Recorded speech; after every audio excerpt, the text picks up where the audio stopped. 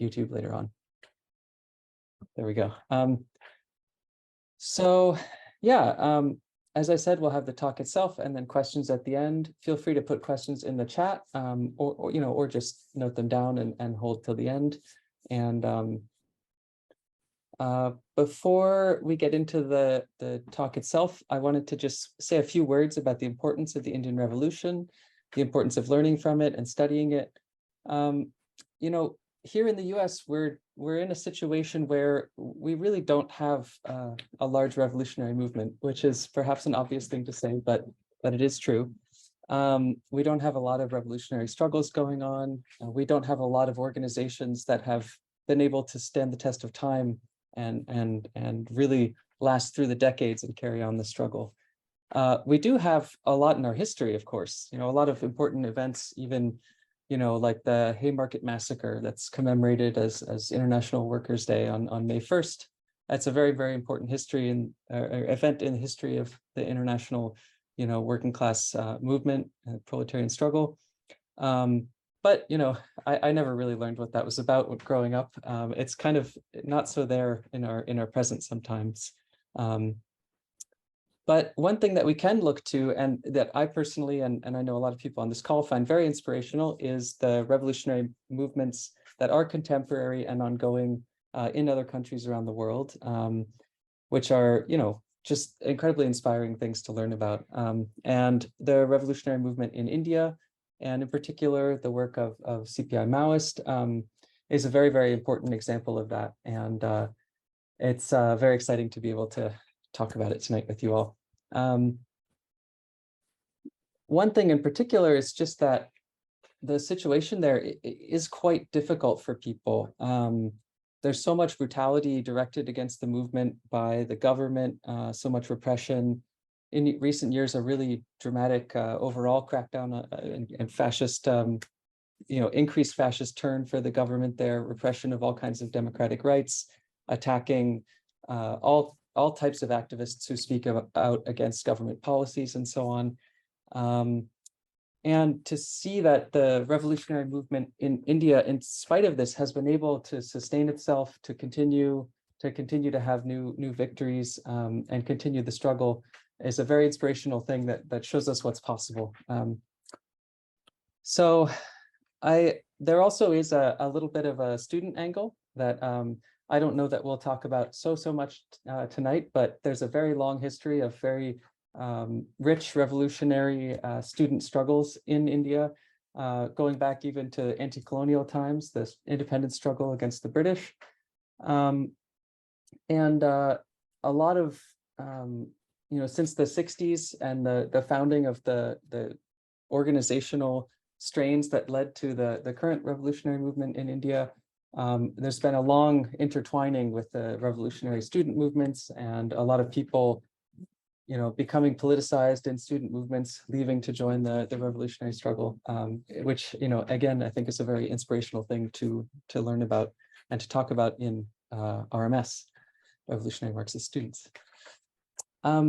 So yeah, without too much further ado, I want to just very briefly introduce the topic for today, which is talking about the revolutionary movement in India, obviously, and really focusing on one of its shining successes and real pretty amazing achievements, which is what's called the Janatana Sarkars, or the People's Government. It's a revolutionary, a government that's been set up in areas where the movement is very strong and where the Indian government is very, very weak, and where, the people have been able to carve out a space in order to set up something that works quite differently than the Indian government does. In these areas, people are fighting these very sharp struggles against displacement, against massive mining and industrial projects that will kick them off their land and leave them with nowhere to go. But their struggle is not just about ending those projects or just protecting their land. The movement has really concluded that the Indian government overall is just this deeply reactionary thing. It serves the imperialists and their schemes to loot India's resources and exploit Indian workers. It oppresses the people of India. cruelly persecuting different nationalities, pushing workers and peasants further into poverty, and keeping more than 1 billion people in chains and semi-feudalism and all these things. So yeah, the Janatana Sarkars, the people's governments, are a very important part of the movement for the revolutionary overthrow of that government. And they've presided over just amazing progressive and revolutionary transformations, again, in very difficult conditions, under blockades, with all kinds of attacks from the Indian government and use of all kinds of war armaments and so on. So yeah, it's very inspiring thing to learn about, and it shows us what people are capable of, and I've always found it very inspiring to hear about. So with that brief introduction, I will hand off to my comrade Suraj to introduce Ravi. Hey y'all, I'm Suraj. I'm a member of the Rice University Revolutionary Marxist Students branch. Just to give a quick introduction on our speaker, Ravi, he joined the Radical Students Union, a student group in India in 1985 while he was studying his master's in science and agriculture specifically.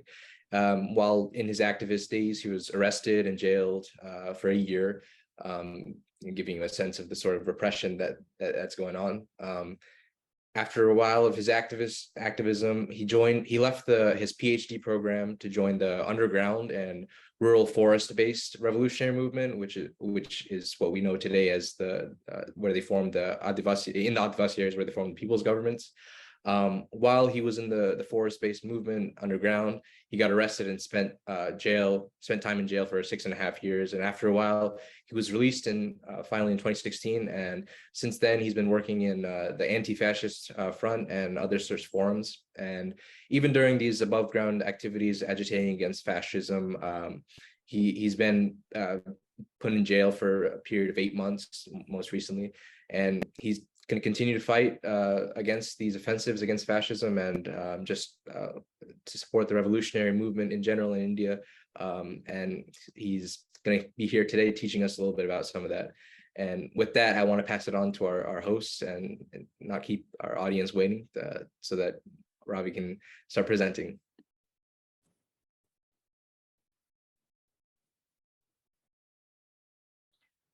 Good evening, friends. I'm very delighted to talk about the revolutionary movement in India with specific emphasis on the people's government that is in the formative stage, and especially in the Adivasi areas. Adivasis means indigenous people of India. Of course, we cannot compare indigenous people in the sense that it is seen in the US or Australia, but here these are the people. They are called also tribals, but basically they are in the forest areas with their specific culture and economy. So I am talking today. I will be talking about the people's government, where the Maoist party is organizing this people's government in the pockets. I'll go into the specifics later. But then this especially the Maoist party is strong in many areas of the many Adivasi areas or tribal areas, or but this specifically I'll be talking about the Dandakaranya area in India, which is in the central part of India. I'll again come into the details later. Before going into the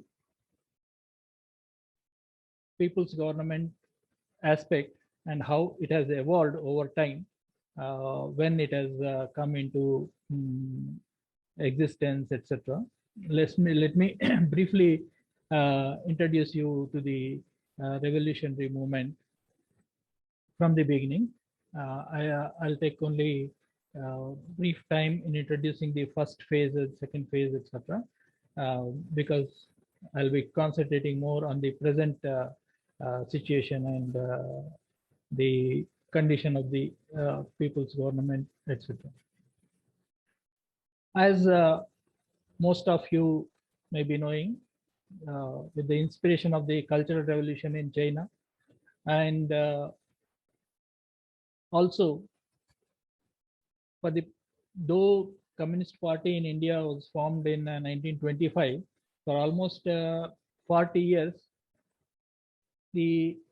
except for a brief period of from 1948 to 51, Communist Party actually did not start any armed struggle in India.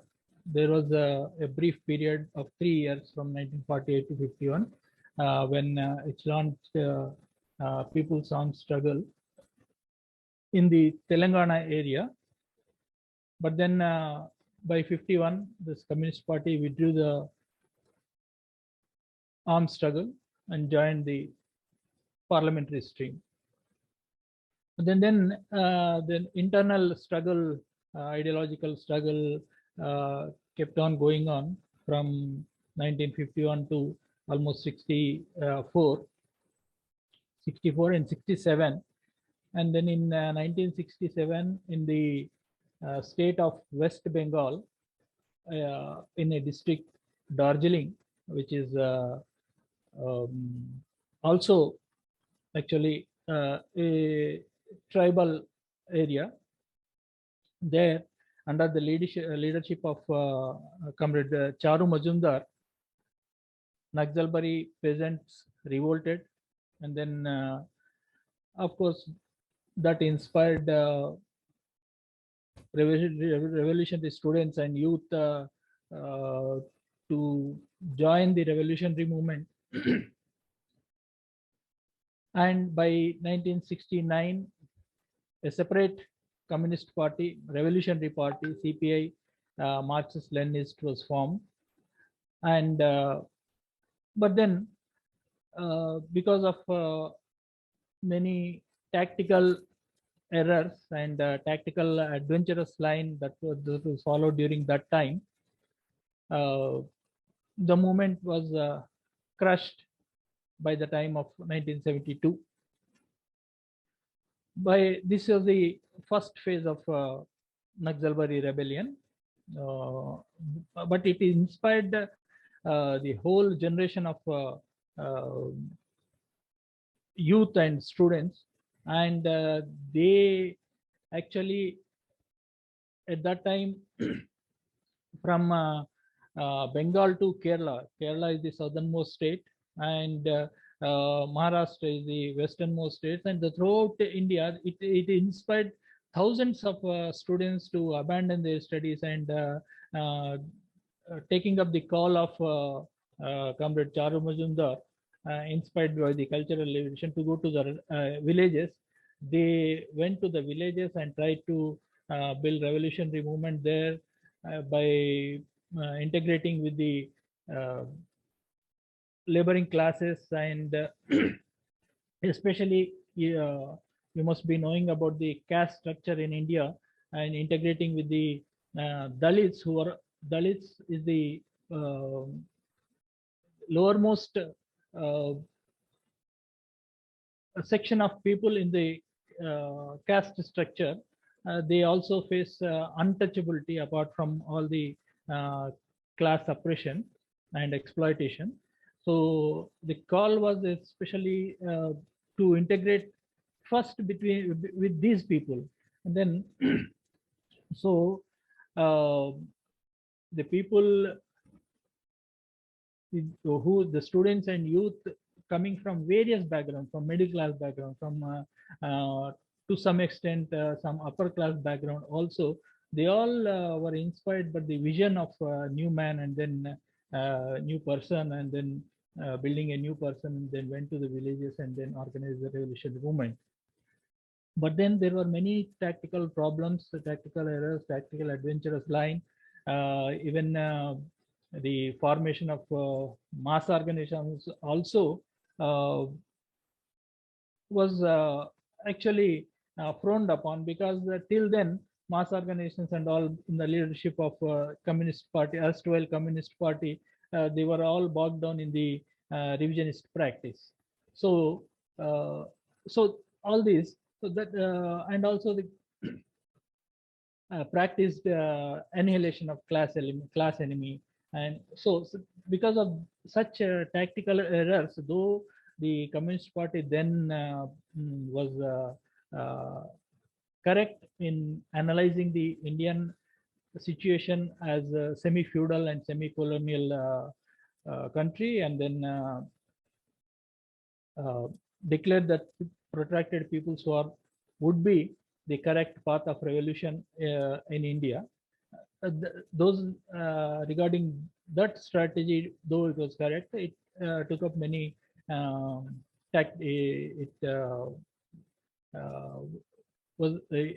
it took many tactical errors. So because of that, party faced tremendous repression, and it could not withstand. And by 1972, with the martyrdom of comrade Charu Majumdar, the Naxalbari, that first phase was in a way over. But at the same time, parallelly, there was another revolutionary party, Maoist Communist Center. That leadership was intact, and then that Maoist Communist Center went into Bihar and Jharkhand, and it also following the principles of protracted people's war, it sent some of its initial organizers into tribal areas to build movement there. That part will come to later, because they two so that way one stream of movement was built by CPML Charu Majumdar, and another stream of revolutionary movement was built by Maoist Communist Center led by comrade Kanhai Chatterjee. So in any case, this first phase is basically known as known from the Naxalbari revolt, and the movement was used to be called Naxalite movement. And then after this debacle, there was self-critical reviews by so many remaining revolutionary comrades, the leading comrades. So many were arrested and so many were killed. But then those remaining, they had a self-critical review. So they reviewed that though the main path and strategy were all correct, there were some adventurous line was followed, and tactical errors was there.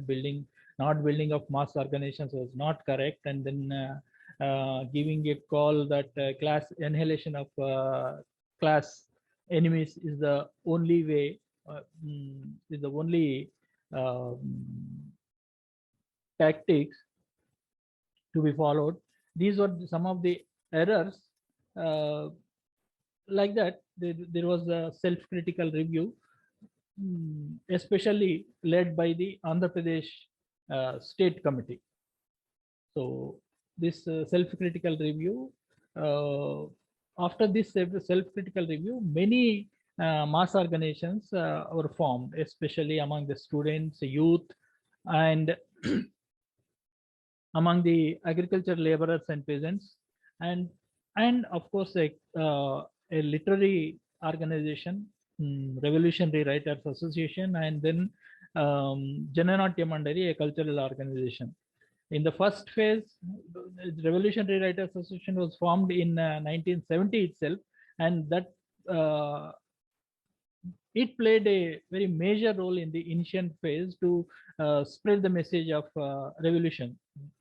Even before the complete setback to the Naxalbari revolt, by 1970 itself, Revolutionary Writers Association was formed, and it played an important role. And by 1972-73, students organization were also built, but then by 74, but then immediately after that, by 75, emergency was declared in India. At that time, the Prime Minister of India, Indira Gandhi, she declared emergency, and every progressive organization was de facto banned, and all the activists put behind bars. Even the parliamentary opposition also, leaders also were put behind bars. So during that time, the students who were organized before that, I mean, from 72 to 75, so many students came into the revolution movement.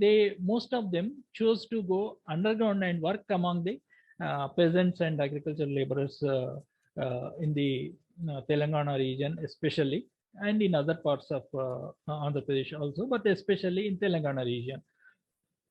Then after the emergency was lifted, the mass organizations started to work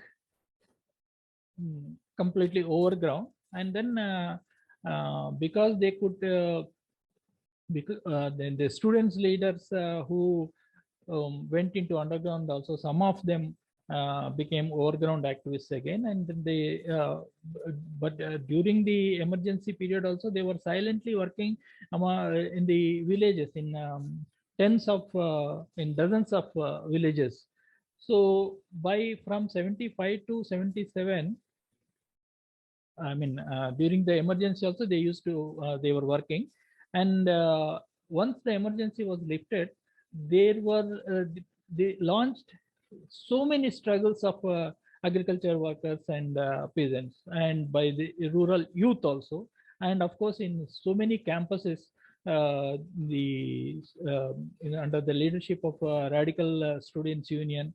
There were other student union also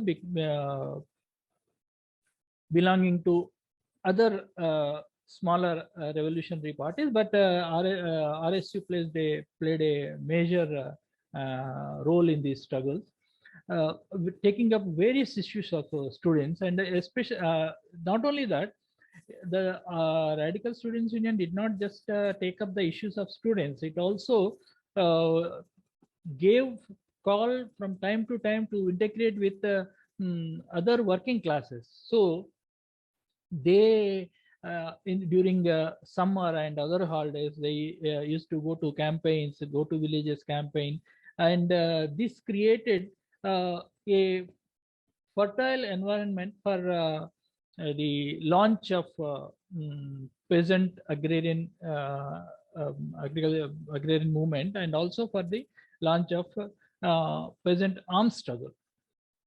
They so by 1977-78, and from 78 to 85, lakhs of people were lakhs in the sense, tens of thousands, hundreds of thousands of the people were organized into various mass organizations, especially as I said, the agriculture workers peasant organization, and then youth organization and students organization. And a complementary role was played by Revolutionary Writers Association, where the intellectuals came in support of all these movements by their writings as well as speeches and other types of, and also during this phase also, though we cannot compare to the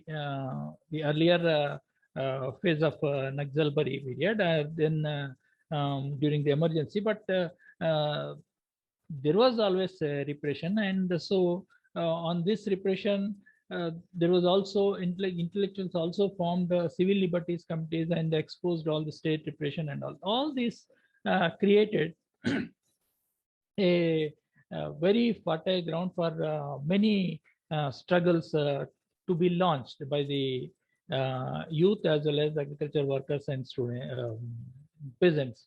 So in the districts of Telangana, districts of Karimnagar and Adilabad, by the time of I'm talking about the third phase period of militant mass movements. there were so many revolts in every village. There was an upsurge in every village. The people revolt. Feudalism was very strong at that time in these parts of Telangana. So they revolted against the feudalism, against the landlords, etc. And then the movement spread from a few pockets in the Telangana district to almost throughout northern Telangana, and was also taking roots in the southern Telangana districts. It also spread to other areas of Andhra Pradesh. At that time, there was only single state of Andhra Pradesh. Of course, from 2014 and all, it split into two states, Telangana and Andhra. But then, so there was repression as well as the mass movements were here there. Then from by the time of 1980, many party committees were formed to lead this revolutionary peasant uprising. And then here an important step was taken. By the time of 1980, the CPIML in Andhra Pradesh was consolidated into a given name, CPIML People's War. In 1980, the People's War was formed. Of course, this is a continuation of CPIML formed in 1967 itself, but because there were so many splinter groups, this here in Andhra Pradesh, it was named CPIML People's War, and then later some comrades from some party units from other states like Tamil Nadu and Maharashtra also joined, and this became CPIML People's War till it remained the CPIML People's War till 2004. And in 1980, while these movements are taking place, this is all one thing is to be said here. The organizers, those who are organizing these movements, they were basically underground organizers only. They because to oppose to resist the landlords and then their oppression. They used to these organizers used to have carry weapons also, but at that time the weapons, the quality and all, they was very poor, country made. But in any way they used to carry weapons, and they were definitely underground organizations and coordinating with the legal mass organizations and all. So by this time, by 1980, and how to take this these militant mass movements forward into a higher phase. So that was when two documents were written. One is guerrilla zone perspective, and then along with that, part of that Dandakaranya perspective. This guerrilla zone perspective is that the basic concept of this is that a movement cannot linger on at the same level for a long period of time. It has to go into a higher phase, or it may fizzle out. So the movement to so this guerrilla zone perspective was given, and then so a call was given to turn two districts initially into Karimnagar and Adilabad into guerrilla zone, and at the same time there was also they also evolved a Dandakaranya perspective.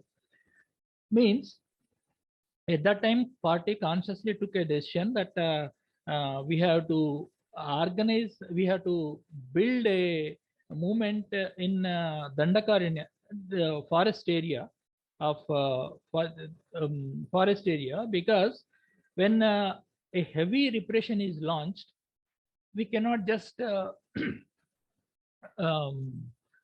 resist the repression by remaining in the plain areas itself. This this came out of the experience of earlier Telangana armed peasant movement against during 1948 to 51, because when that movement took place, a heavy repression was launched by the Indian military, and then when the squads and organizers tried to venture into forest areas, it was completely new to them. The terrain was new, the people were new, the culture was entirely different from the people of the plain area. So they faced tremendous difficulties.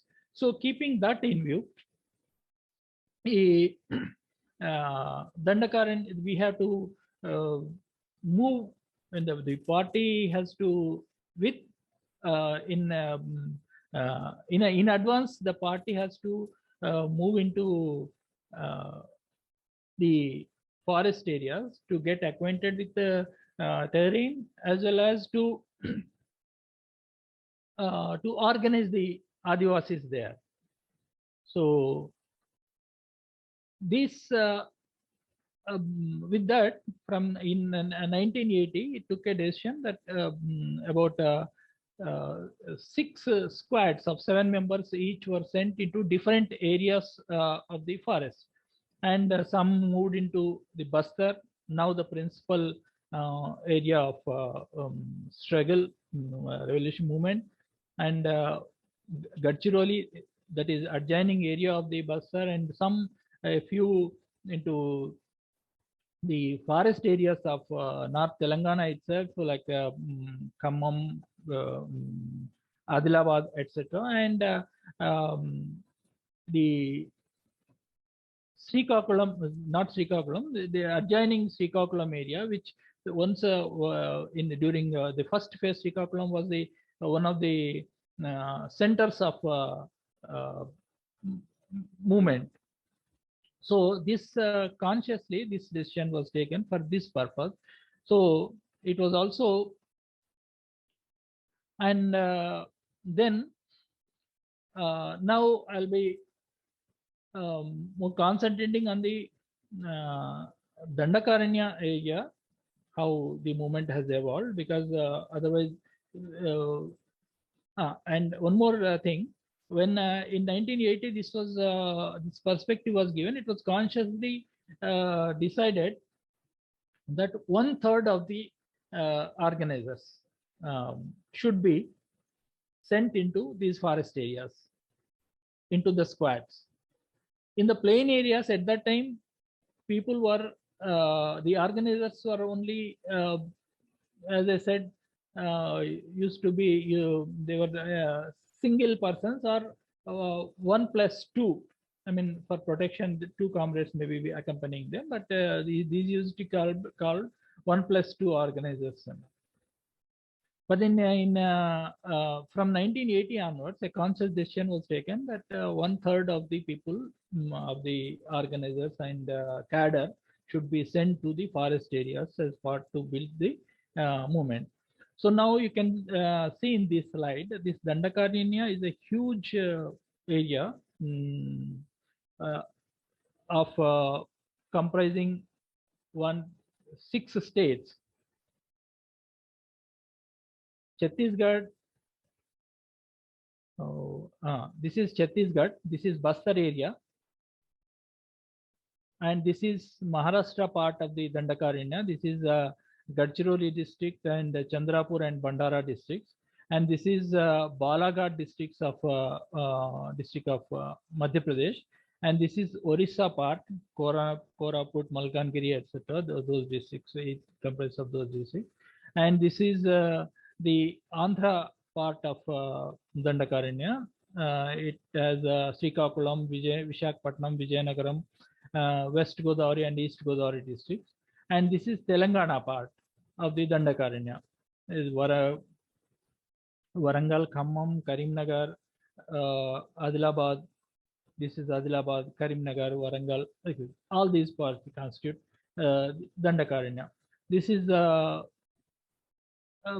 if we see the area of the Dandakaranya, it comprises of about 35,000 square miles.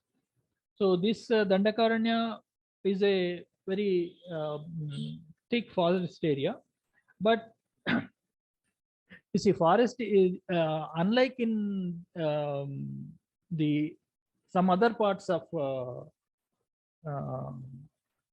say America or other countries. Here the forest area is not does not just comprise of wild animals and so on. Here the Adivasis, it is about to the Adivasis. There are hundreds of tens of millions of Adivasis reside in this part of in the forest regions. Here, it is not, the movement is not only present here in Dandakaranya, but also this Jharkhand area. Now, this is also a huge area comprising forests, and in Karnataka and Tamil Nadu, these southern states, it also has many forest areas, of course. And these northeastern states, it's predominantly forest area. So India has so many forest areas where the state is quite weak, and then where the revolutionary movement, armed revolution movement, can sustain itself. So to build a movement, revolution movement there, armed movement, and to build a army, because the strategy of the Indian Revolution is to protracted people's war, and then to build a movement in the rural areas where the state is weak, and then surround the cities, and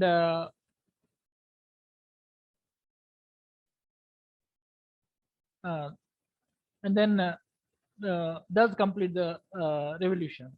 So so the movement is strong here in Jharkhand as well, and plain areas of Bihar, but today we will be concentrating on Dandakaranya area.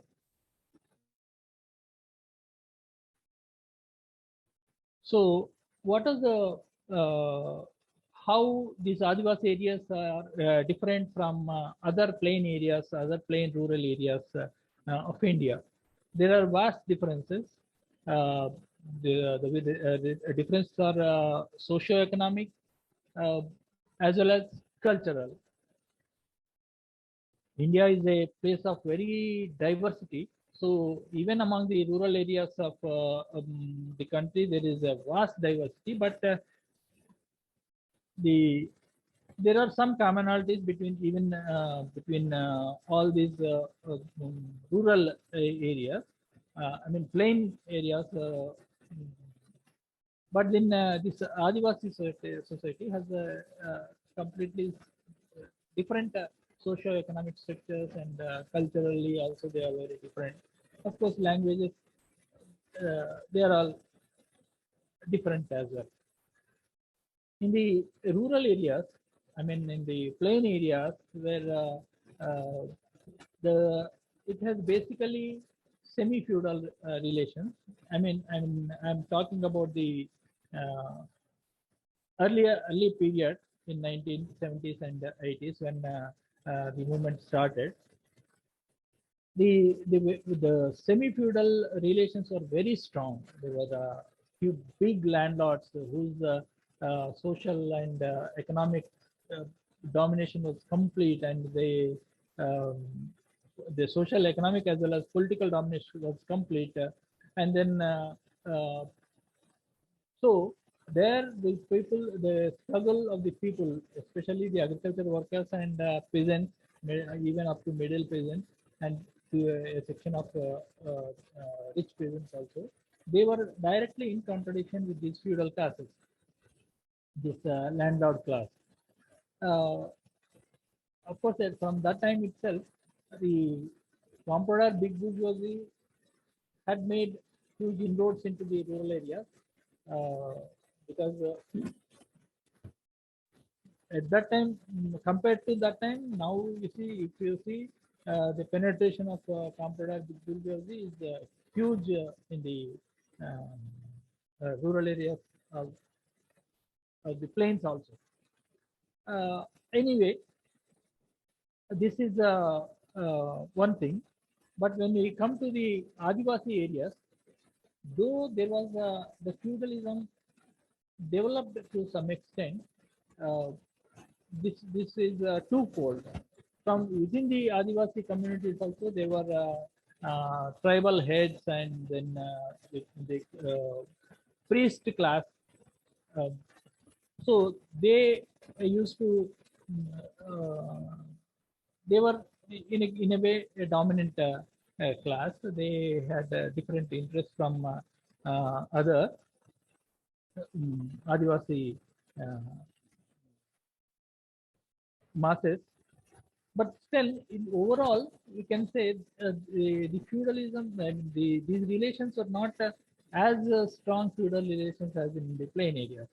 At the same time, all the tribals, including this section, they were directly, they had contradiction with the state, because the state, from the time of the British, they the forest earlier to the advent of the British, the forest belonged to communally to the whole of the Adivasi tribes. There are so many different tribes. Say, for in Dandakaranya also there are, though the major tribe is Gondi, Gond people or Koya people. There were many other in other parts of India. There are many so many other tribes. For example, in Jharkhand there are Santalis, there are Mundas, there are Orans, and so and so. So all they enjoyed the complete rights over forest areas. But then with the advent of British, they British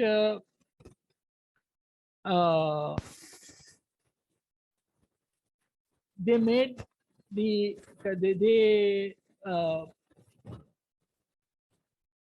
Adivasis lost their traditional rights over the forest. So British became they became the owner. They declared themselves the owners of the forest, and so the Adivasis at a stroke of a pen, they became the occupiers of the forest. Occupiers,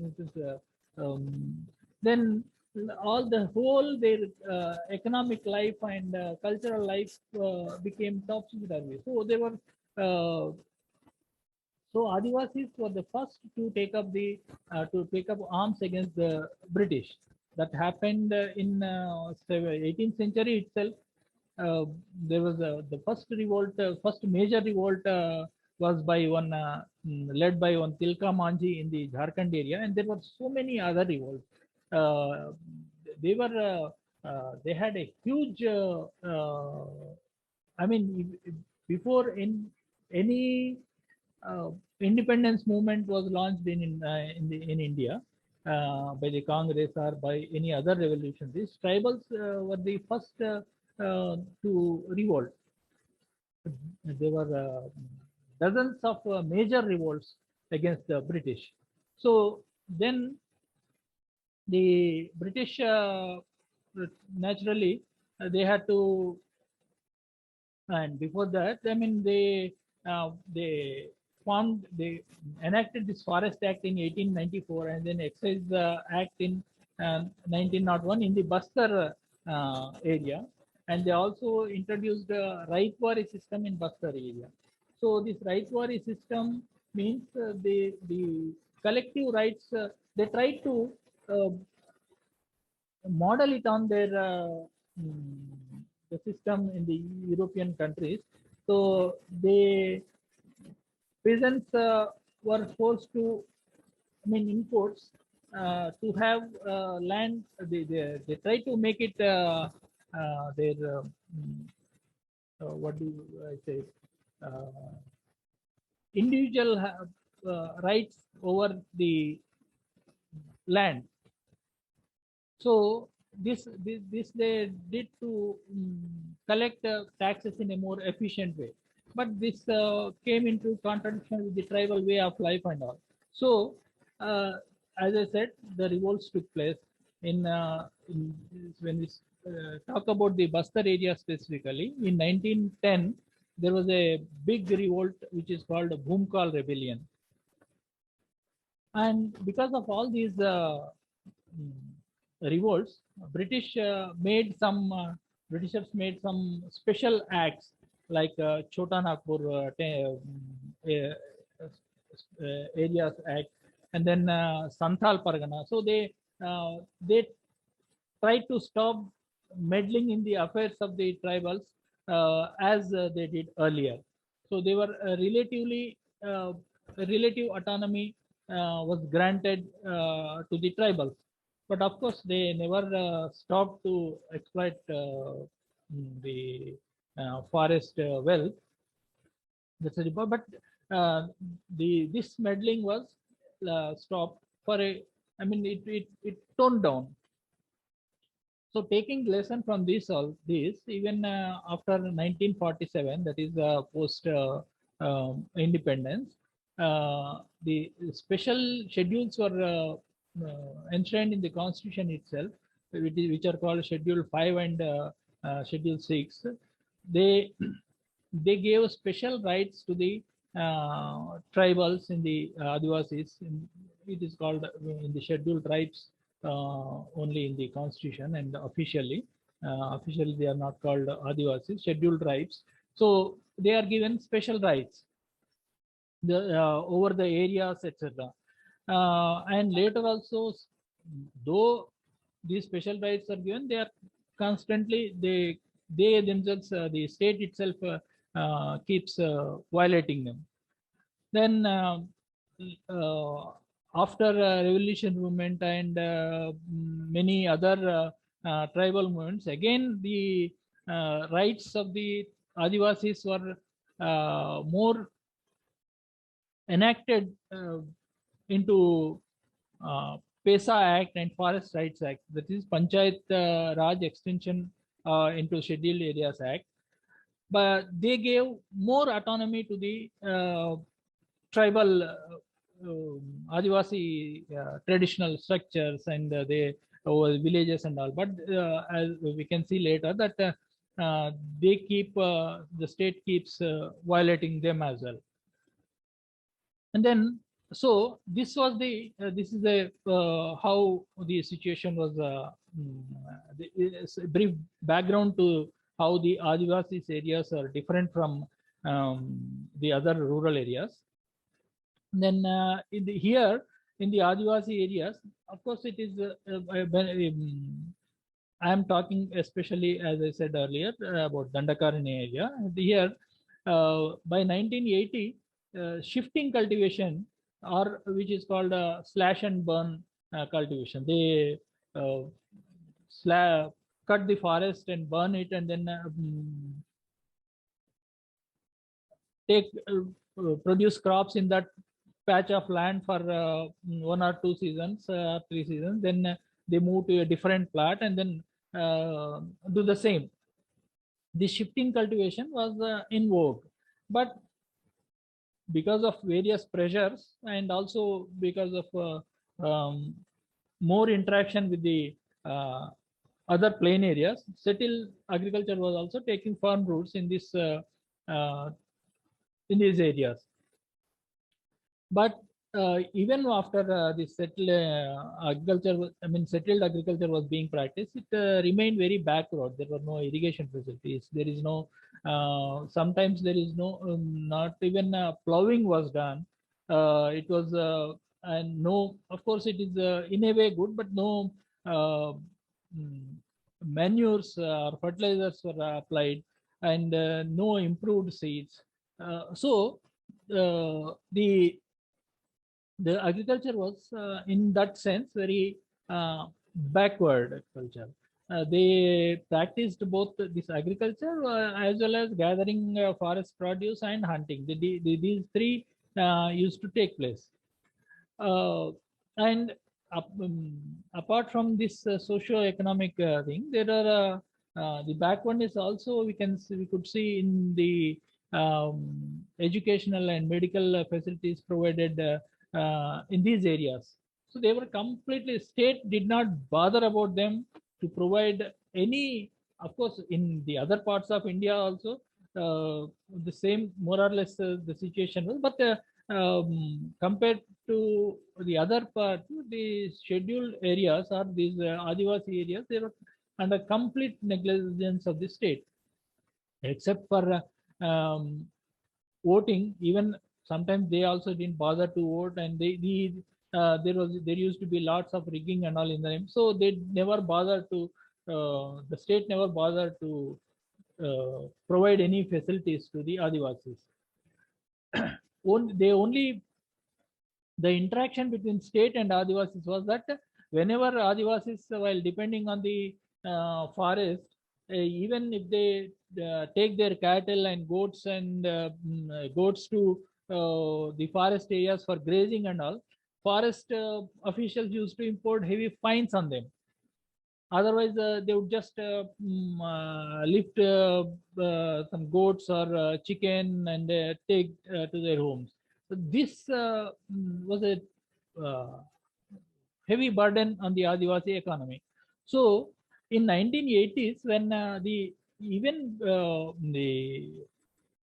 squads of revolutionaries entered these tribal areas, they had to face many difficulties initially, because they are all from these revolutionaries were all from the plain areas, and they went into the Adivasi areas with no idea at all about the Adivasi way of life, their language, their customs, traditions, which are completely different from the rural society or caste-based rural society of the plain areas. So initially they had to learn the language. Of course, in bordering areas, the Gondi people, to some extent, they used to understand Telugu, but then to integrate, basically integrate with them, they had to learn language. And actually, within 1 or 2 months of venturing into the forest, an encounter took place, and one senior comrade Pedishankar was martyred. So, and there, as soon as the state came to know that the squads have entered the forest area, they spread rumors throughout among the Adivasis that these are kidnappers. They don't, because earlier it used to comprise only in the beginning it used to comprise of only male comrades, because that was basically the strength of the movement at that time. Though women comrades were there, they are far less in number, so they concentrated in the plain areas only. So except as I recall, one comrade, all others were male comrades only. So they used to spread that they'll kidnap your daughters, your tribal women will not be safe, Adivasi women will not be safe. These rumors were also spread. So it was very, very painstaking effort. They took revolutionary initially took painstaking efforts to win the confidence of the tribals.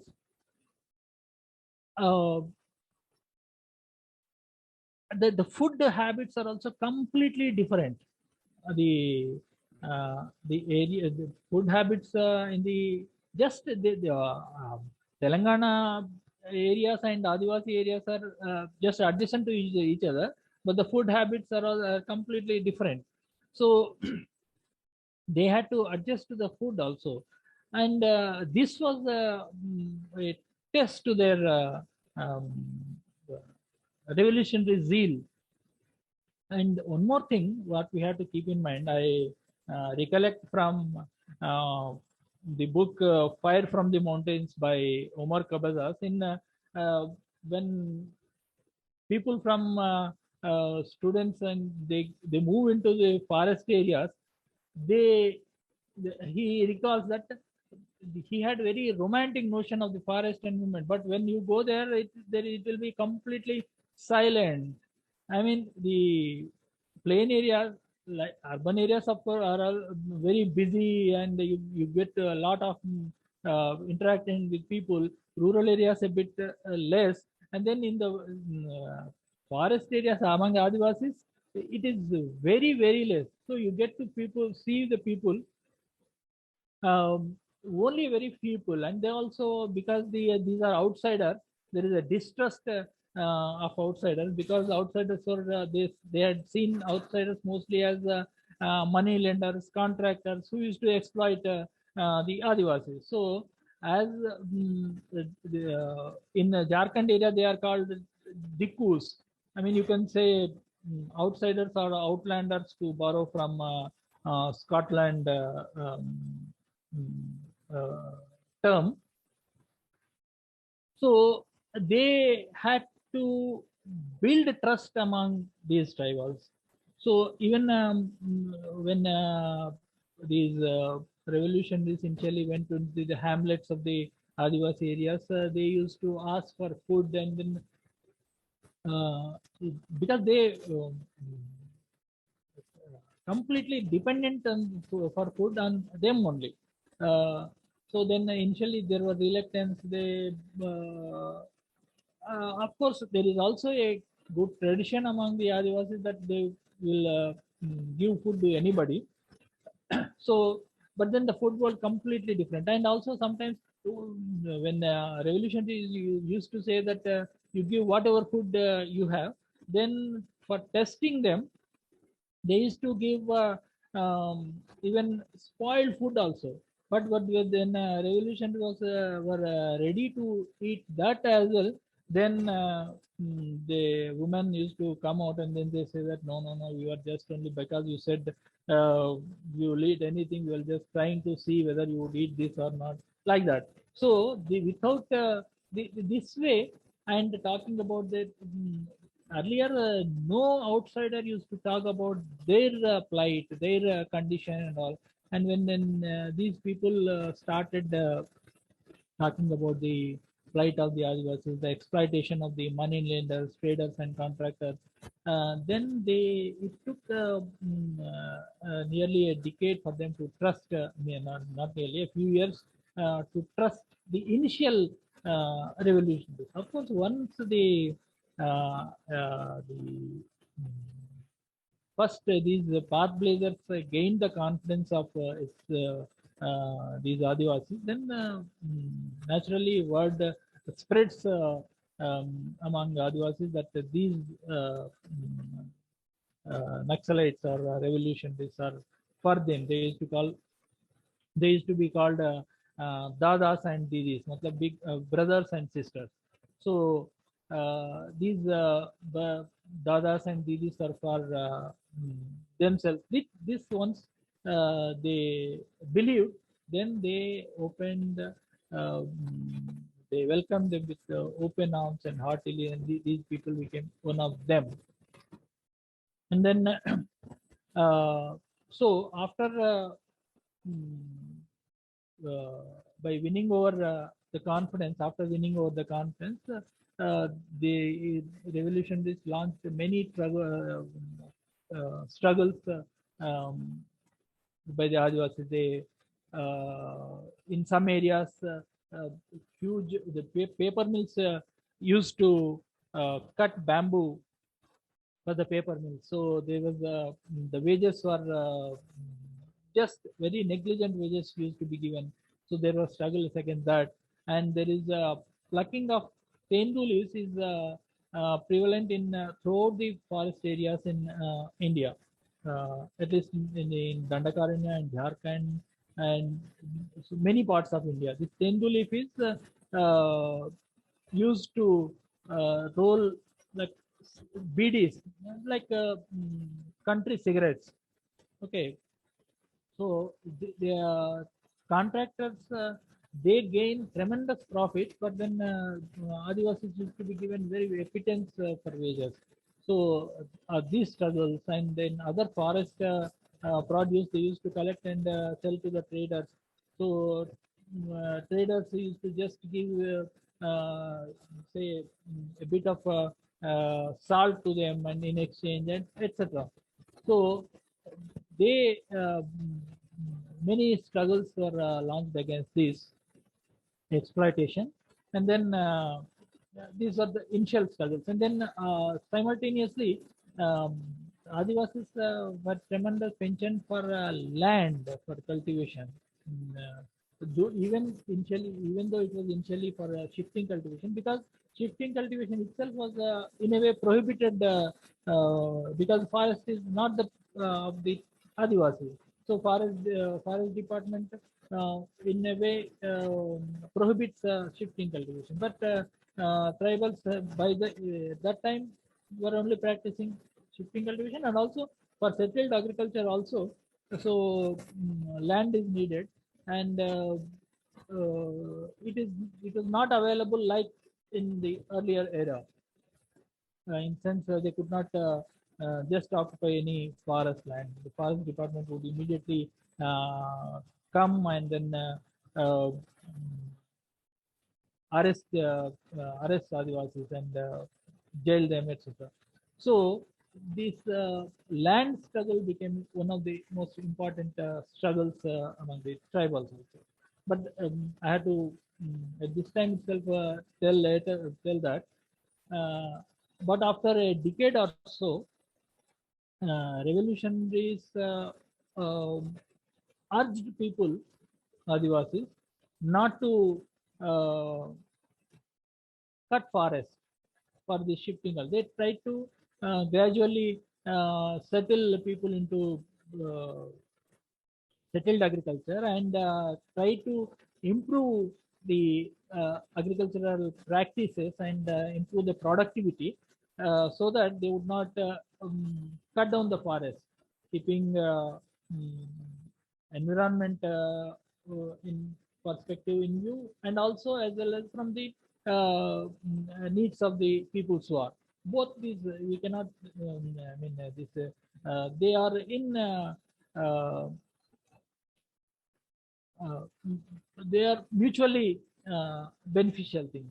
So, and also when there were famines and agriculture, there was no, as I said, there was no irrigation, so productivity was very less. So there are, when there are no rains, because basically the agriculture was rain fed, and there are no rains, there used to be famines. So revolutionaries organized famine raids.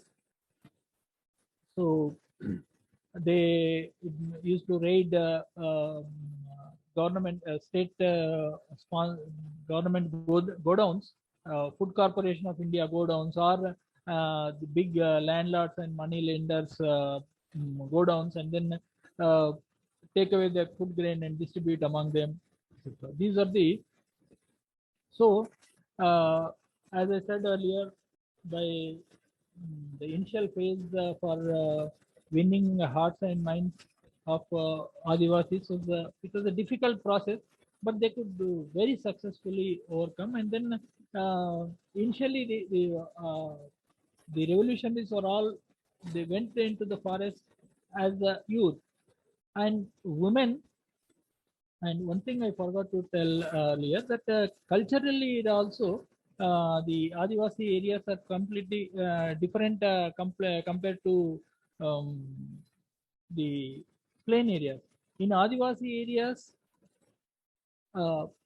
gender equality is more than in the feudal caste-ridden society of the plain areas. Though the gender equality is there, people sometimes think that there is a complete equality between men and women among Adivasis. It is not so. Apparently, sometimes it appears so because of the relations, including the sexual relations. But there was there was the patriarchal oppression even among them. So when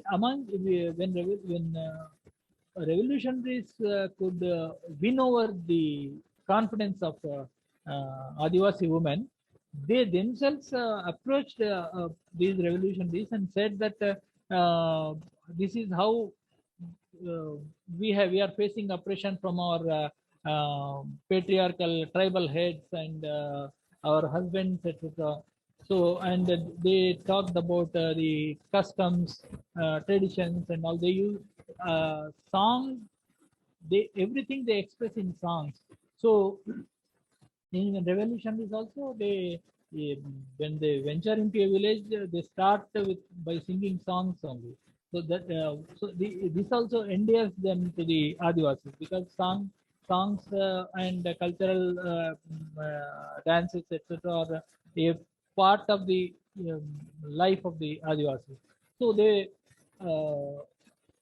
women expressed themselves through these, and then revolutionaries then understood that this is how the patriarchy is there, and they launched so many struggles against this patriarchal oppression, and that is why so many women have joined the revolutionary movement. Now they comprise almost 40 to 50% of the uh, movement in Dandakaranya. In every, both in the military structures as well as organizational structures as well as cultural structures, uh, women are 40 to 50%. In the women's organization,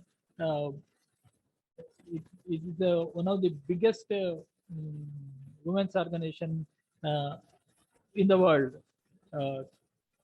Krantikari Adivasi Mahila Sangathan, so revolutionary Adivasi women's organization.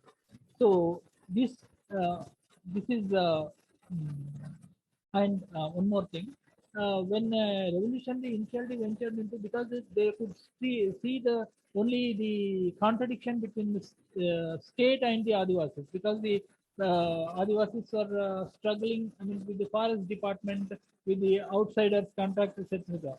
But what is the class structure of Adivasis? It took time, almost a time and many debates among revolutionaries itself to know to understand the class structure among the Adivasis, how the priests and tribal heads, some were earlier also feudal, but in most of the villages, most of the tribal villages, apparently they seem to have similar economic conditions, but when it is probed deeply, then they would come to know the class structure.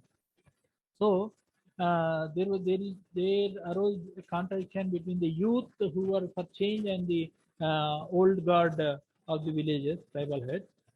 So this over a period of time, over a period of decade and more, revolutionaries could understand, and then with this understanding, when they understand this properly, then they could make much more inroads into the tribals and organize them into the revolutionary movement. And another thing here, the one thing that endeared revolutionaries to movements is, to the tribals, is they, because as I said earlier, they never there were never any medical facilities proper in um, in those areas. So these comrades, they served as doctors also, mobile doctors also. they, of course, later they trained the tribal Adivasis itself. And here I should tell a difference between Adivasis here and in the revolutionaries here and the other part. As I said, initially most of them were illiterate comrades, so they had to learn from alphabets after coming into the movement itself. So this poses other additional challenges like while understanding theory as well as many other technical aspects, etc., etc. In other parts, say for example in Philippines, those who come into the party, they are almost they would have studied up to 10th class or so. This is not case in the Adivasis of India. So now, of course, there is a improvement. Still, though it is not compared to other part, but there is the over the period of some 30-40 years, educated Adivasis are more in number. That way. So, in any way, these are the differences, and so with the growth in the movement, so they, as I said earlier, so many tens of thousands of tribe Adivasis are organized into many struggles, whether it is bamboo, tendu pata, or tendu leaf struggle, or other land struggle, and they became gradually the strength of the armed squads. They also began to vastly improve, and then from small squads of 7 to 9 people, they gradually grew into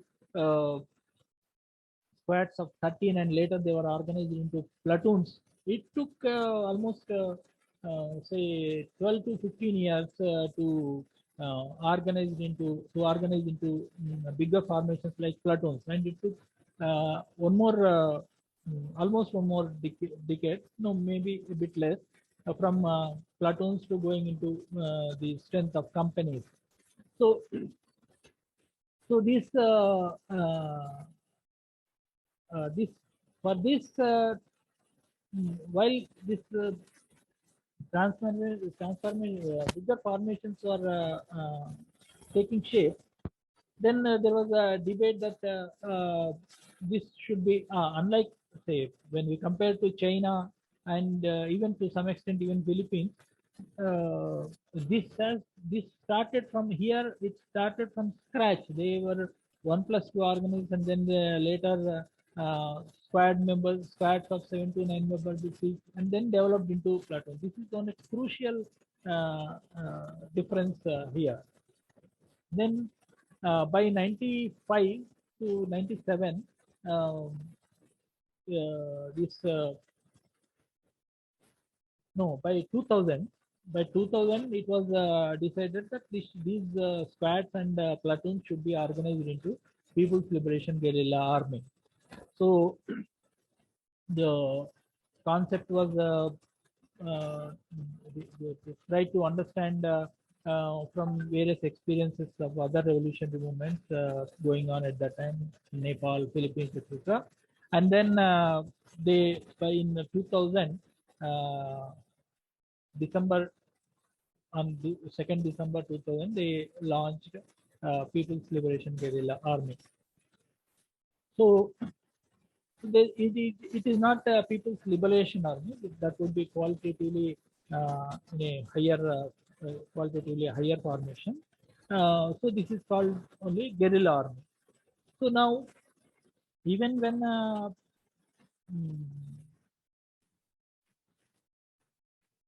this guerrilla army is there,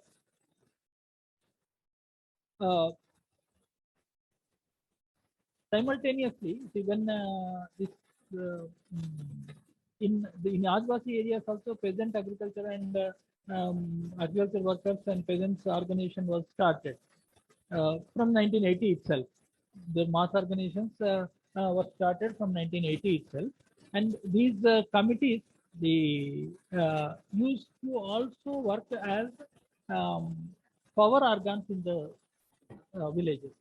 But then, as the movement progressed, uh, uh, the concept of power, of course, in Naxalbari itself, during Naxalbari time itself, a call was given for Revolutionary People's Council, Krantikari Kisan, Revolutionary Peasant Committees, then and also Revolutionary People's Council. Then here, special organs were not formed initially.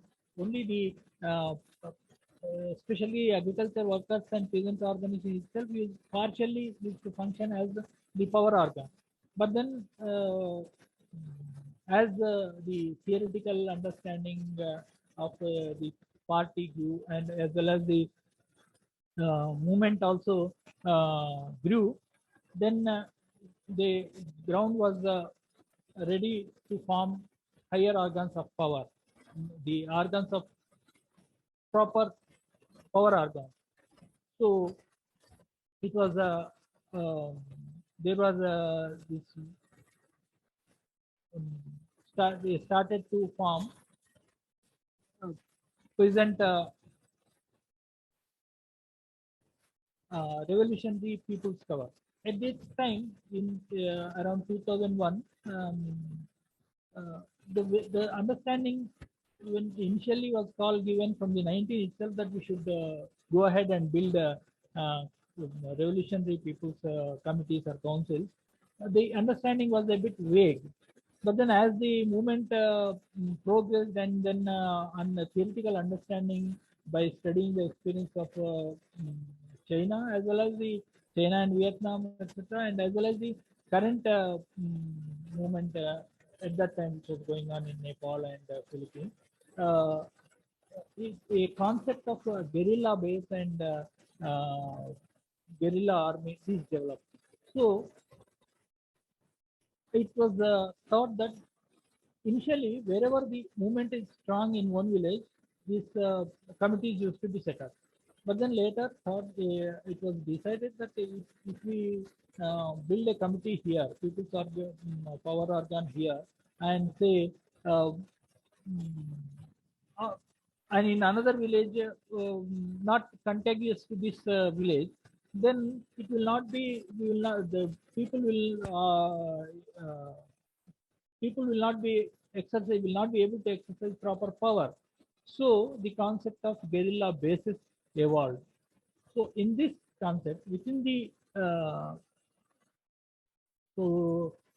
just one more thing, from 1990 onwards, basically from 87 onwards,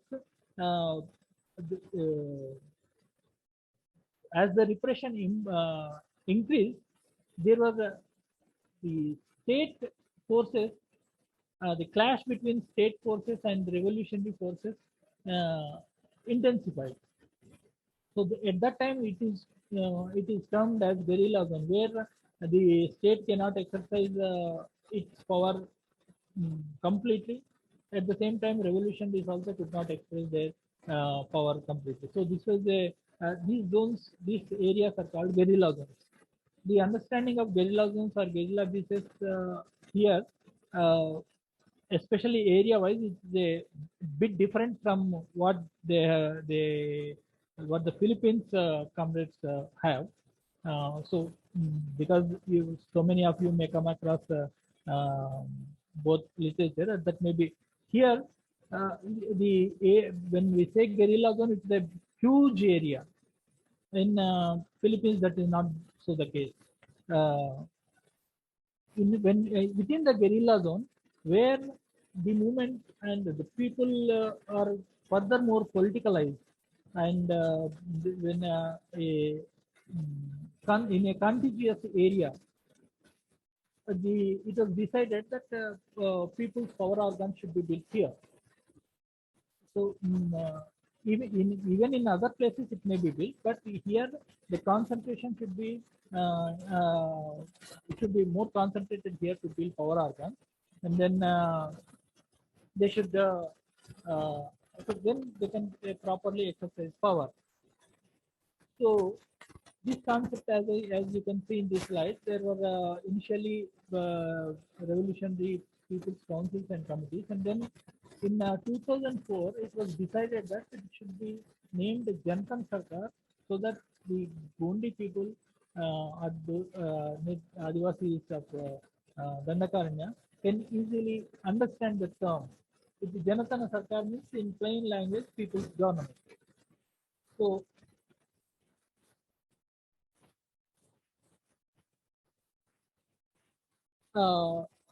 these Janatana Sarkar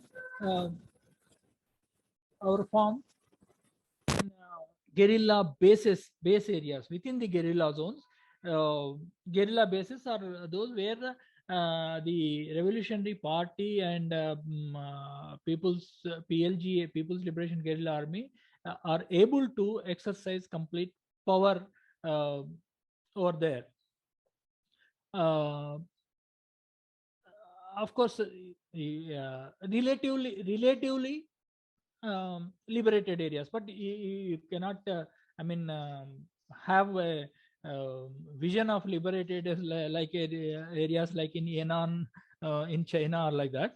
This is only a relative term. Actually, the concept is that base areas cannot be built unless the People's Liberation Army has been formed. So it is a qualitatively higher formation from the existing guerrilla army.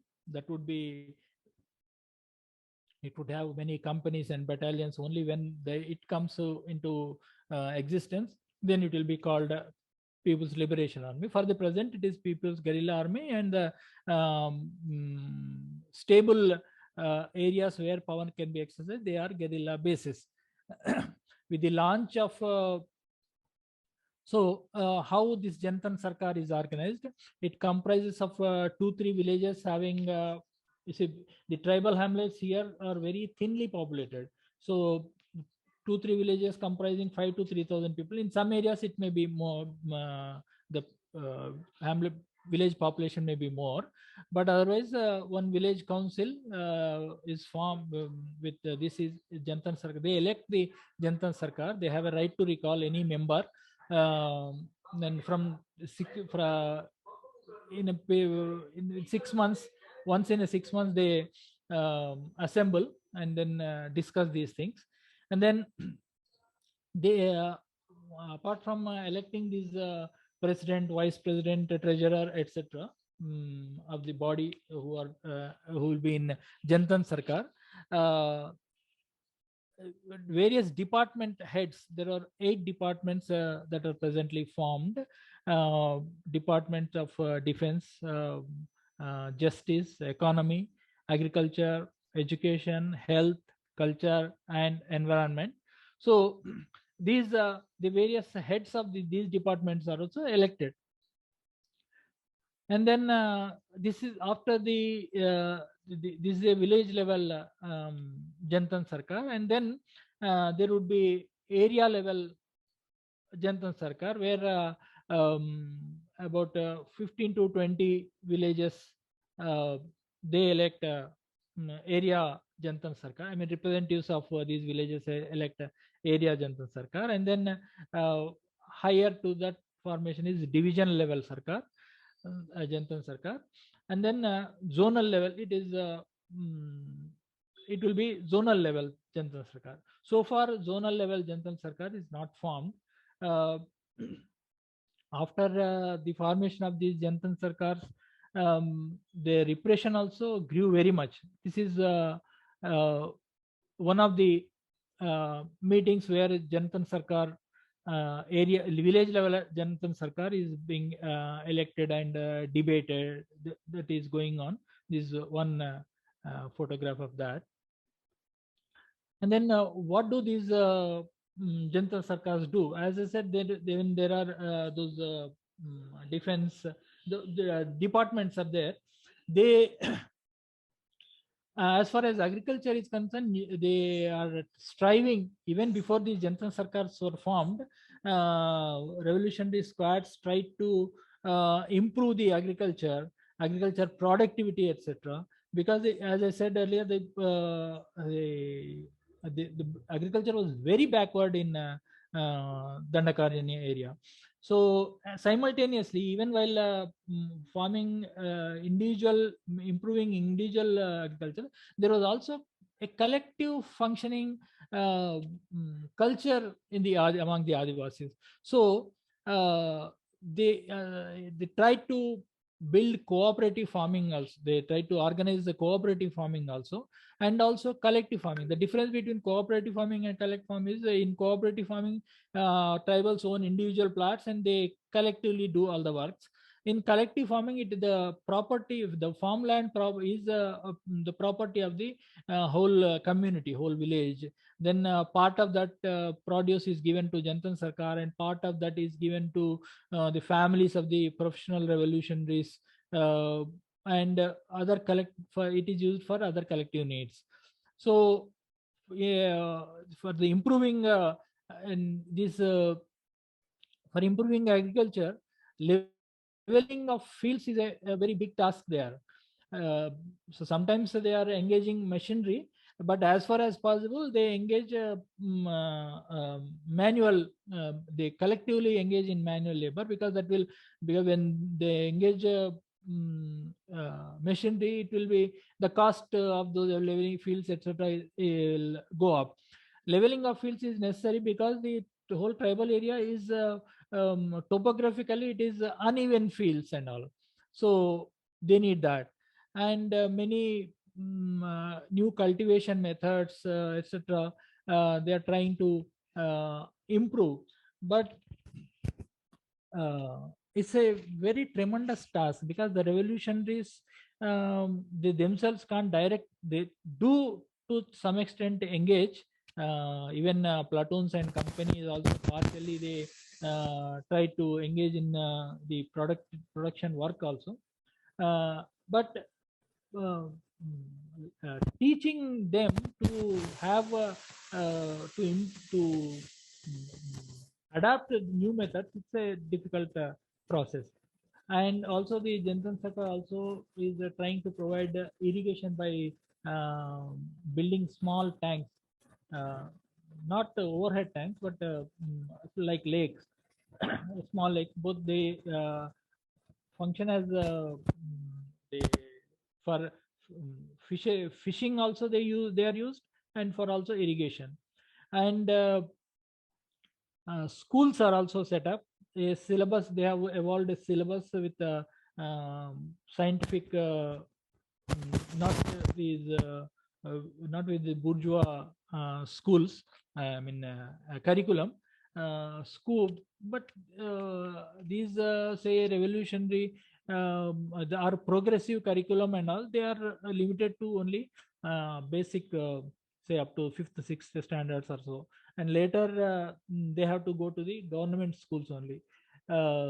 This is the subjective strength is not so much that higher studies also can be conducted by the revolutionary participants. And so, and here also, as I said, the Department of Defense means militia, village level militia is under the Janatana Sarkar. This is in Dandakaranya, it is called Bhumkal militia. Though this militia, they guard, they do sentry duty and harass the state forces when they come, and do such try to basically these are the two things. They aid in they do the sentry duty as well as harass the state forces, and many times they join the guerrilla forces to while conducting some ambushes or raids, etc. This is how the militia, so they, and while this is going on, and Janatana Sarkar is was gaining prominence, even before that, as the revolutionary movement spread wide, apart from directly launching the offensive by the state forces, you see, the Bastar region and Gadchiroli, the Dandakarna region, is one of the most militarized zones in the whole world. One of the most. The per capita, if you see the armed forces and the strength of the people there, it is one of the heavily militarized zones, and this they are still trying to increase the numbers, as well as they are trying to increase the surveillance through drones. And initially they used to engage helicopters only for transporting the forces, especially the top ranking officials, or lifting of the injured. Now they are trying to engage even in aerial attacks. Recently there were drone attacks last year, and this year there were drone attacks in the tribal areas, though they have say they Adivasis collected these drone at the remnants of the uh, bombs dropped by the drones, and showed them to the civil liberties committees and fact-finding committees of the civil liberties organizations when they visited those areas. But the state completely is denying them, because when they say that they are engaging in aerial attacks also, then rules of combat will apply to them as well. So they have to follow certain conventions, Geneva Convention and all. So they want to just avoid that and deny it. So now they are because it is say these things are coming out, they are stopping civil liberties organizations and other intellectuals from going into those areas, literally stopping. And then even so many, I can there is no time for but so many attacks also took place on them. So even false cases are foisted on them under the draconian UAPA, Unlawful Activities Prevention Act, um, so that nobody dares to go there to expose these activities by the security forces. And apart from directly attacking direct attacks by the state forces, they tried to organize the feudals among the tribals into resistance forces. So a campaign was launched earlier in early 90s by the name of Jan Jagaran. That means people's awareness campaign. So that during that Abhiyan also, initially revolutionaries could not grasp the essence of this people's camp. They were misled by the name People's Campaign. They thought it would be something some people awareness program. But then one after the village, they tried to terrorize the mass organization leaders, etc. And but then that was successfully defeated by 95 or so. And but then later by 2005, a far bigger campaign was launched in the name of Salwa Jodum. This this was led by one Mahendra Karma, and he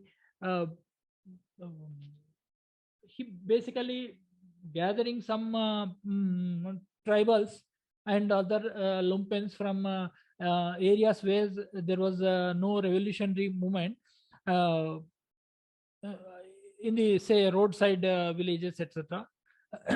They used to come in huge numbers, initially 100, 200, 300, and attack villages and force them to join them. Otherwise they would kill the Adivasis. Even they are from the Adivasi sections only, those who are attacking. But then they had their own class interests, and then the state encouraged them enormously. They gave impunity from any prosecution. In fact, they themselves gave arms, etc. So from hundreds of villages were burnt, hundreds of women were raped and killed, maimed, even children were not spared. So this campaign went on for about 4 or 5 years.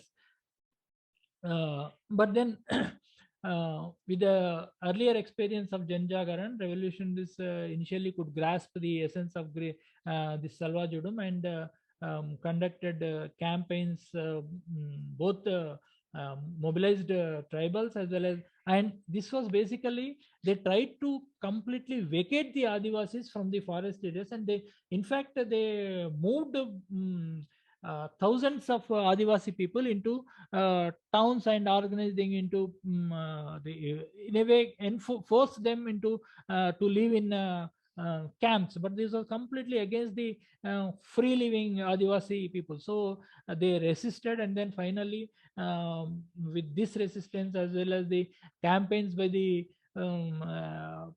intellectuals outside the Dandakarni area, and the military resistance given by the guerrilla army, Salwa Judum campaign was also successfully defeated within 4 or 5 years. But it, at that time, in fact,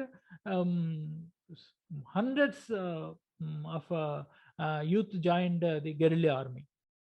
This is one, say, if we can say, that positive outcome of Salwa Judum. At that same time, Congress government launched Operation Green Hunt. It was a systematic attack and to completely root out the revolutionary movement, and then build upon.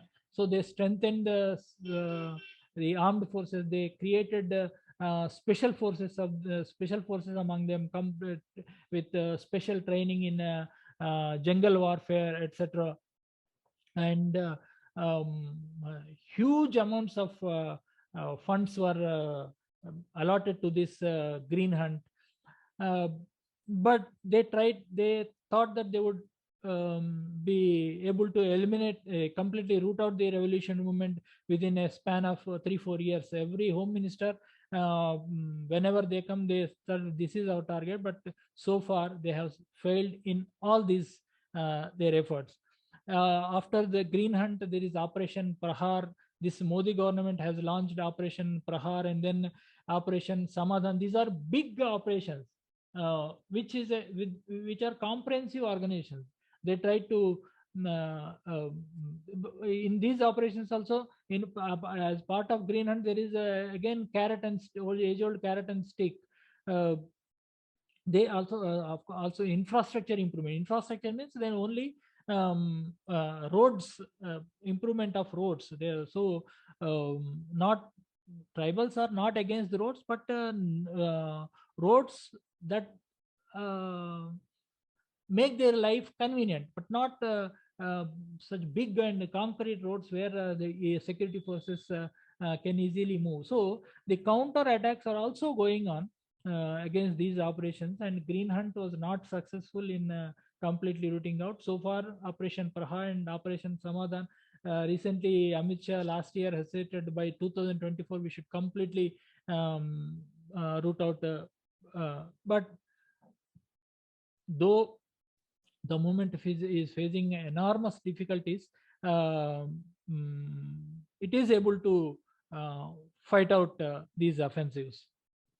And in the name of carpet security, every 2-3 kilometers there is a camp, and so many camps are coming up, and this is making the lives of the Adivasis hell. So there are so many protests against this setting up of campaigns. This is with the photograph where you are seeing, this is a campaign against the setting up of CRPF camp there. This is called Silgir. This like this, so many other, but this Silgir, this Dharna, the people are sitting in there for the past 1.5 years. So batches of people come and sit there and go during say agricultural season, there will not be so many people, but it is continuously going on. This is one of the biggest resistance, mass resistance movements that is going on now. This is one of the bigger ones. There are so many other smaller ones, smaller resistance movements that are going on for against these security forces. And apart from this direct, the present dispensation, even earlier also, from 80s itself, RSS and Hindutva forces tried to enter into Adivasi areas and tried to convert them into say they have always claimed that Adivasis are part of Hindus only, but Adivasi cultures, everything are entirely different. So in the name of one Gayatri Sangha and now Vanvasi Ashram, etc., they are trying to have Adivasis adopt Hindu culture, completely Hindu culture. So and they are also trying to rouse Adivasis against some of them who are converted into Christianity. So they are carrying attacks on that name also, in that name also. So this is this has vastly intensified under the present time of regime of Modi and BJP. So this they are trying, the Janatana Sarkar and party and army and mass organizations are fighting against this type of onslaught all as well. So I think I am the time, it is already 7:50, so I'll try to conclude in 5 minutes. Actually, I thought of concluding by 7:30 itself, but there is what is the I'll not go too much into the details of this finance capitals, extractive strategies, etc. But the thing is, why this so much onslaught on the movement. One is obviously the revolutionary movement was gaining strides, and it was improving, it was intensifying in both plain areas as well as in the forest areas. So naturally after 2004, especially after the merger of CPML People's War and Maoist Communist Center, which was very strong in Bihar and Jharkhand areas, state that took a big offensive. Naturally the offensive is one completely to root out, because root out the revolutionary movement. The immediate need is to also, because this forest area is a huge reservoir of minerals, especially bauxite, iron and coal. It is nowhere else such reservoirs of these minerals are there. So this is not only forest, this is also Adivasi areas. At the same time, they are huge reservoirs of these minerals. So the finance capital, the big capital of the whole world wants a pie of these minerals. They want to, so they are completely engaged in this all-out war on the revolution movement as well as Adivasis. They, as I said earlier, they tried to remove Adivasis completely from the forest areas, but they were not successful.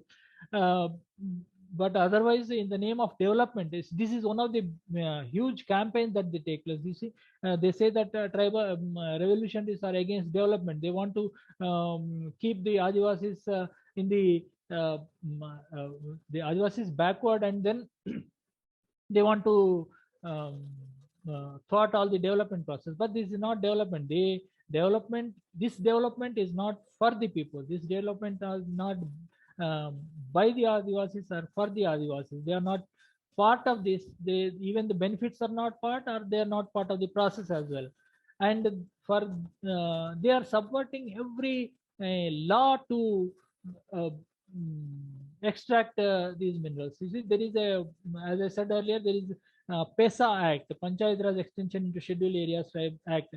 So according to this act, tribals have to definitely conduct a village council meeting, and then they should approve any mining or any handing over of the their village or forest area to any company. But then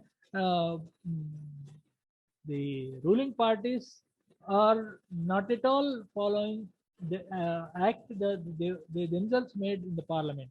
They even resort to fake the signatures of the villages, and then say that it is approved, or they conduct so-called meetings in far away urban areas and invite one or two people from the villages, and they said that only these people have attended, it is approved. So this they are resorting to all this trickery to have these things approved. This is how they are adapting all the means, and also the repressive strategy to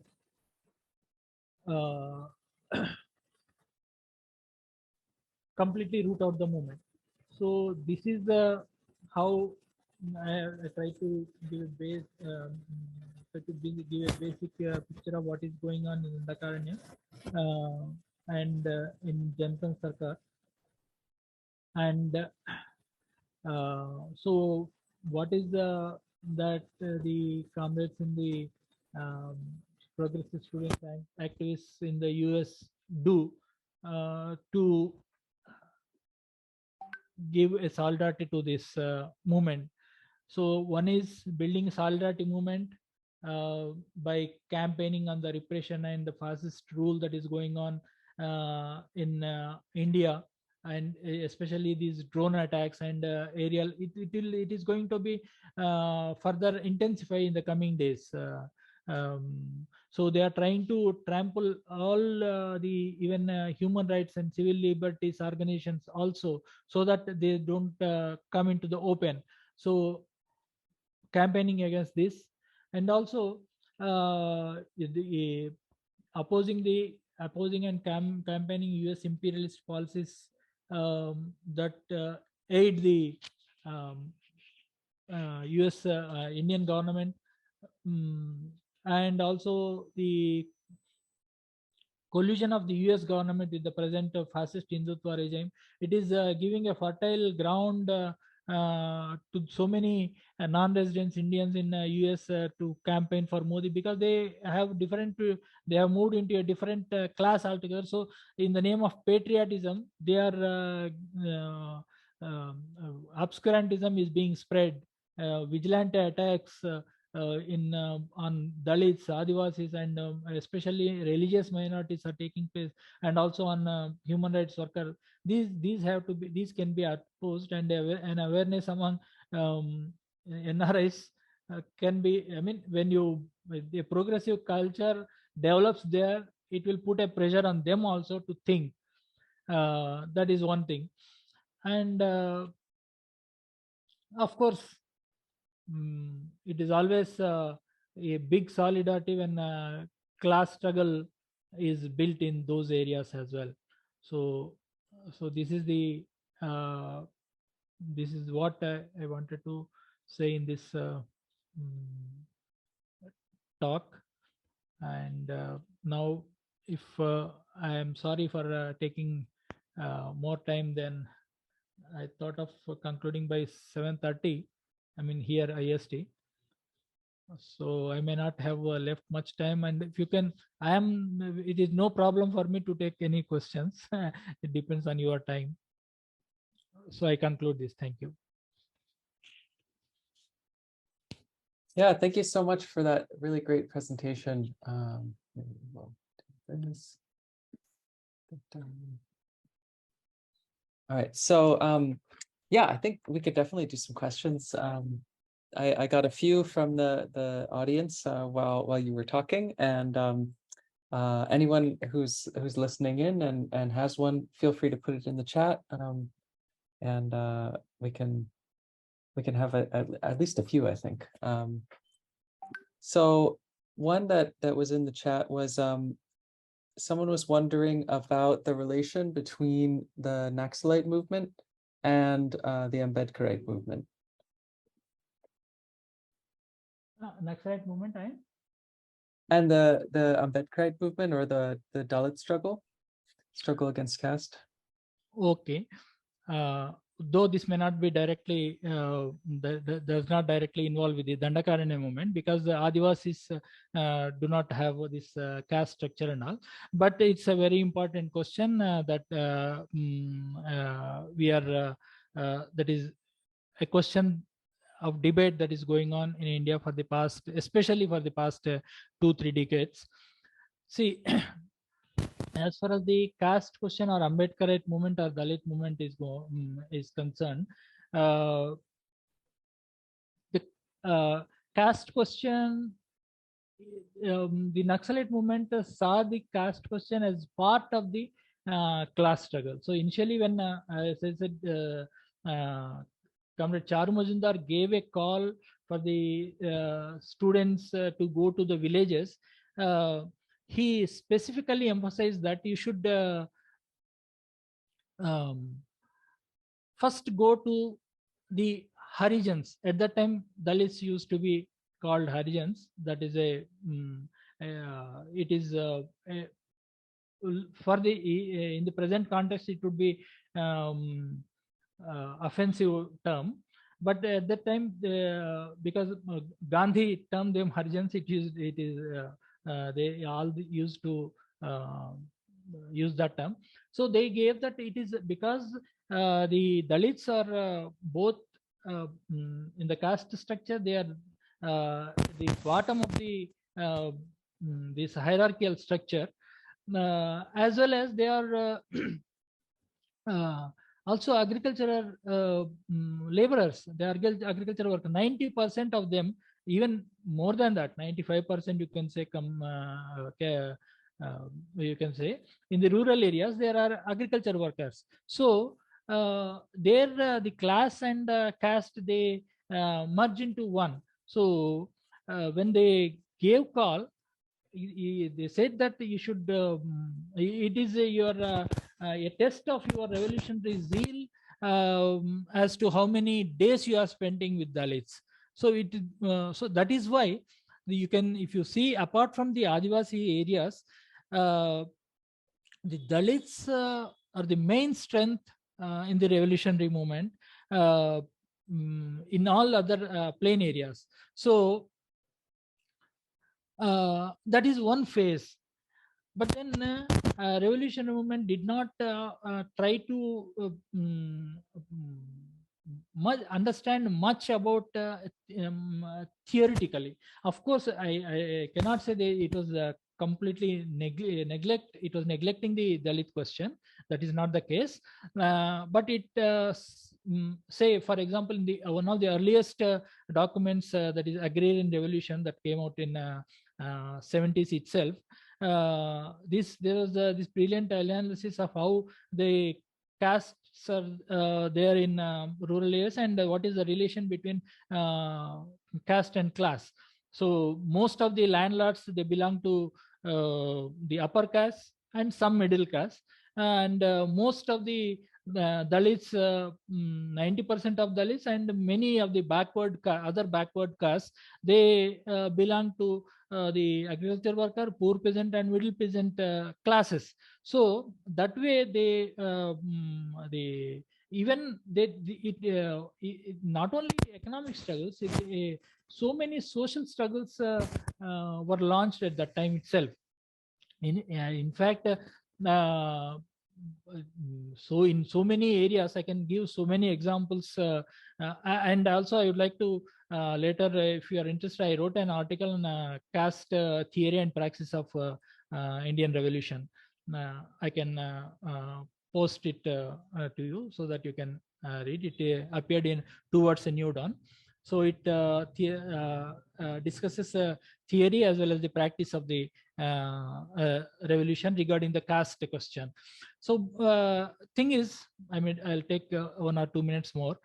By 80s and 90s, from among Dalits also, and from among the backward castes, middle class emerged, educated middle class emerged. So they started seeing things in a completely different perspective.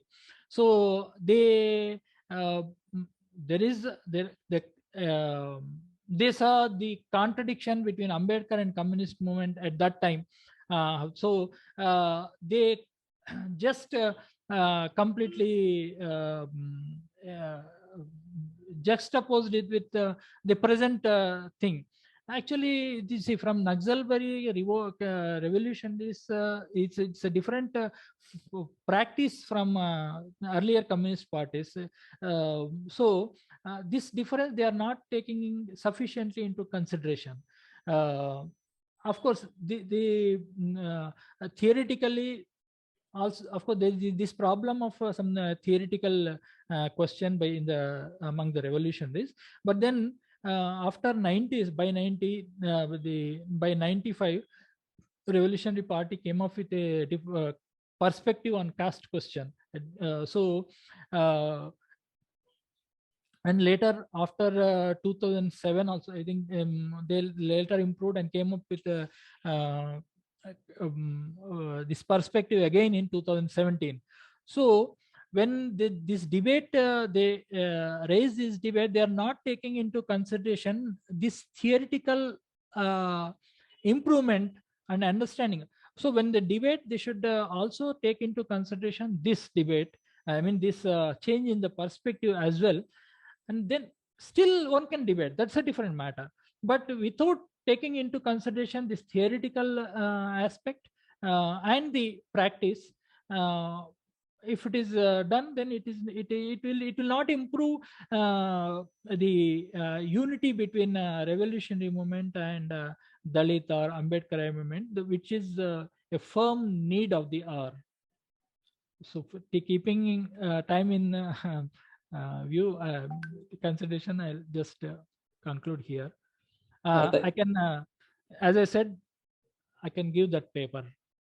Yeah, definitely, and we would I'd love to read it, and I've read some articles in that magazine, but I don't think I've read every issue, so I may have not seen it, but yeah, we can share it too, and with participants on this call, so people can look into it.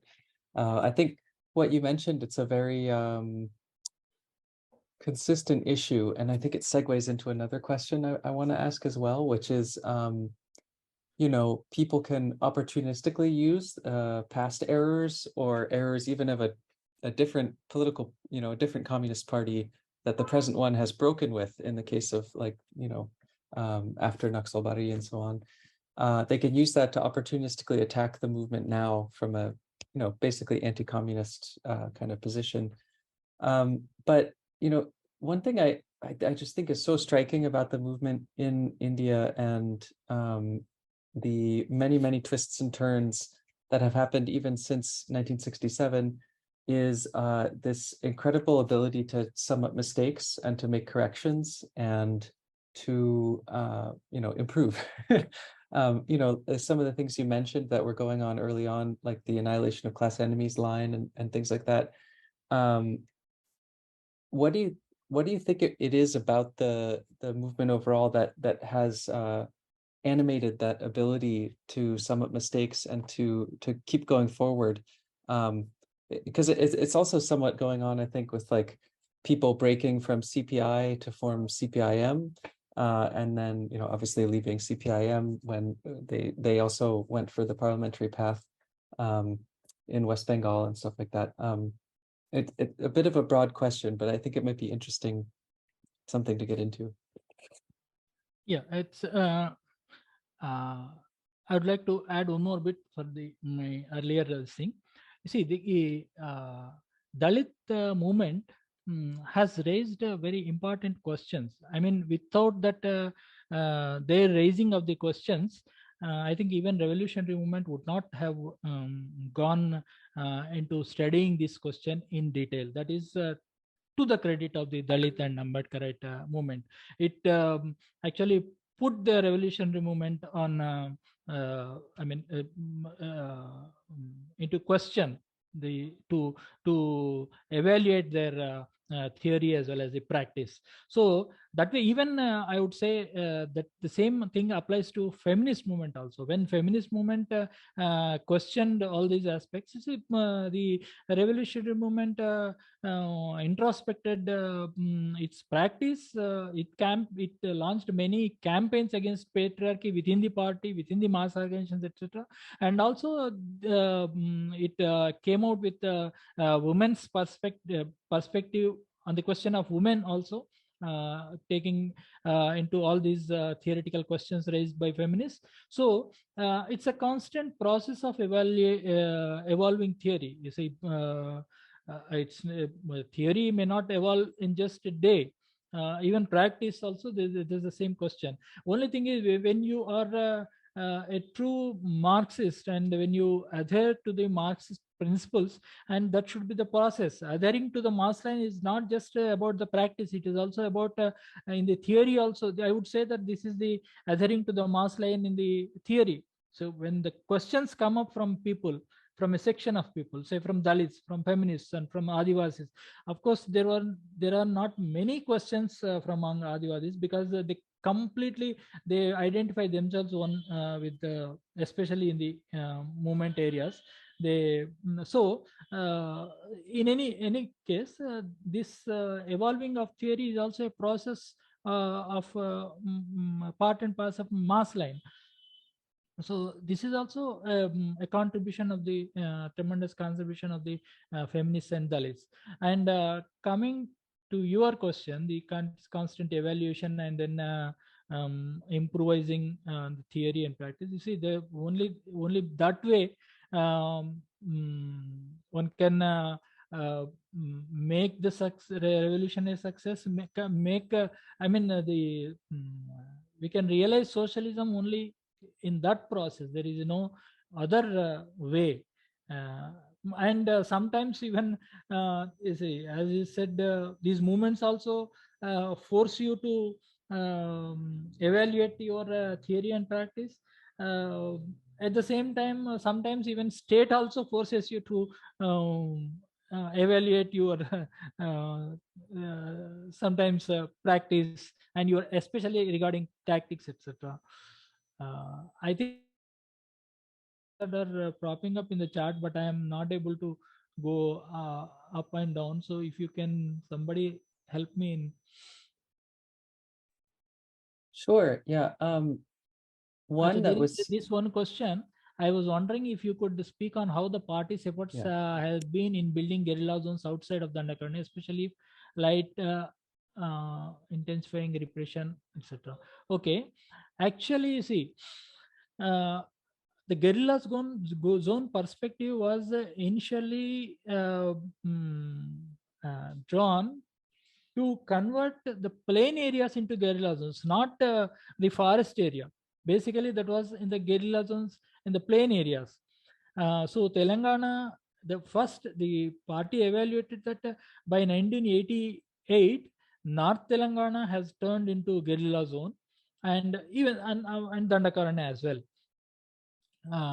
So the guerrilla zone perspective was initially, you see, when the armed peasant struggle is going on, it cannot remain static at one stage. So it has to evolve into higher phase.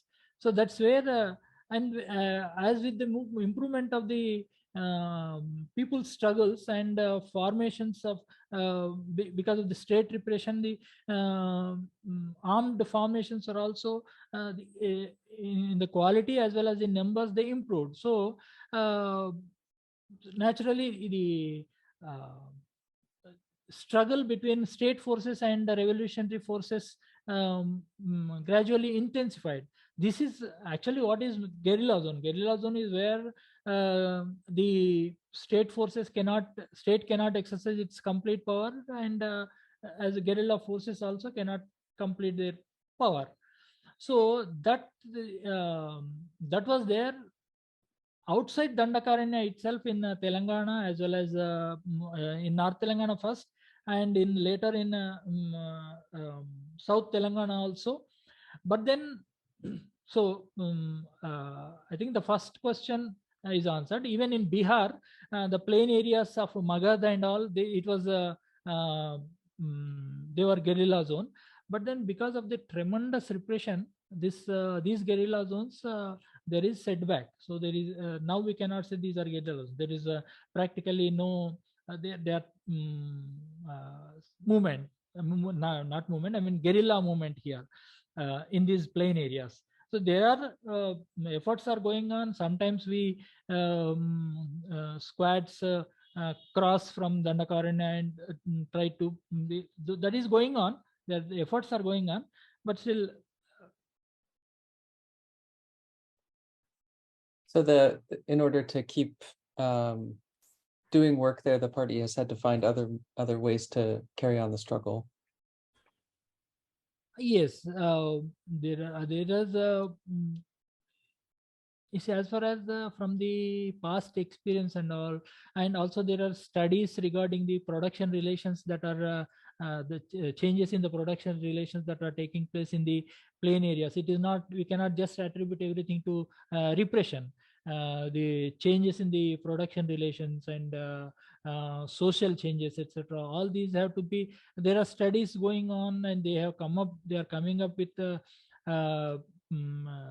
new perspectives, and especially how to work in plain areas, not only plain areas, in urban areas. There is urban perspective, etc.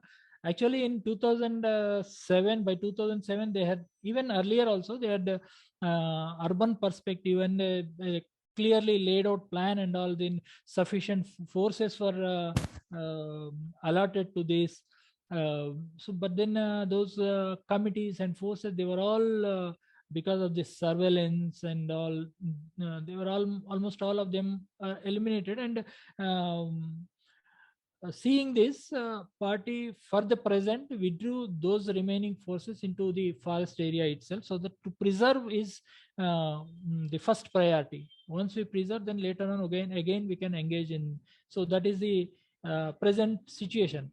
It's not, and there are other, so many efforts are going on to build peasant organizations and all, but still only when we come up with results, I mean they come up with results, then one we can see. Yeah, of course. There was an interesting question earlier. It says, what's the importance of working class leadership in the movement? I know that in the base areas in China, Mao emphasized the importance of the proletarian leadership to help guide the struggle overall and provide a broader, or to, bring a broader perspective to the peasantry. Can you explain a bit how this plays out in the movement in India, both in terms of the work in the guerrilla zones, and you were just touching on this, but in urban areas as well? It is true that from the beginning, from the time of Marx itself, proletariat should be the leader of the revolution. From the, instead of just having any class of people having proletarian outlook, the proletarian class itself has to. It is easier for them to grasp Marxist outlook. This is there. But in China, though Mao has said that the proletarian working class should gain leadership, but the social conditions there and the movement there, it did not permit them. Also, to some extent, of course, in areas, and they tried to do that. There were many workers' uprisings, etc. Here also. That is there, but one has to think whether you see if it is say an insurrection, or even if it is protracted war for a brief period, then this is I mean a bit loud thinking, not saying the the proletariat, the leadership of proletariats as per class is very, very important. But for for 40 and 50 years, people who are completely working with the Marxist outlook and all, I think that leadership definitely would be having a proletarian outlook. I think they would have evolved proletarian outlook, because it is not just for 1 or 2 years or 3 years or like that. It is not that. So that is one thing. I am not saying that is still not yet, and I mean not at all saying that as a working class, as a class should have leadership of the movement. But the thing is, one has to work for that only, because the movement in the urban, when the movement was strong in Telangana, there were a lot of recruitment from especially Singareni mining. There was a huge class struggles there, and also in Hyderabad, very in an industrial center. Here working class struggles took place here, and there were recruitments from there, but nothing compared to the requirements of the movement. So later, actually, with the urban perspective, there is an emphasis on all these aspects.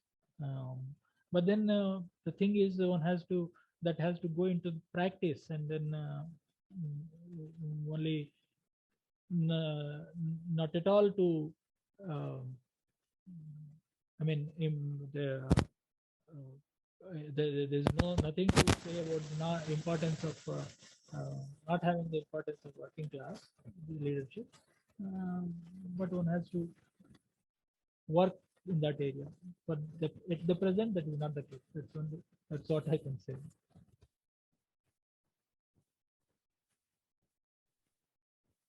Well, so I think there was an additional question about yes, with the protests in Silgar about against the camps and so on. How are people able to sustain that movement for so long? Like what strategies are they using, and how has that gone over time? Yes, actually, it is the question of survival, and the enormous amount of the effort put by both the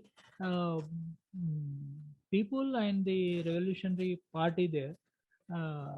You see, they are for the past say 15-20 at least for the past 15-20 years, they have been seeing how whenever the camps are set up, they completely their life completely comes to a standstill. They cannot go. The movement is restricted. Their activities is restricted. Everything so it's a question of life and death, life and survival for them.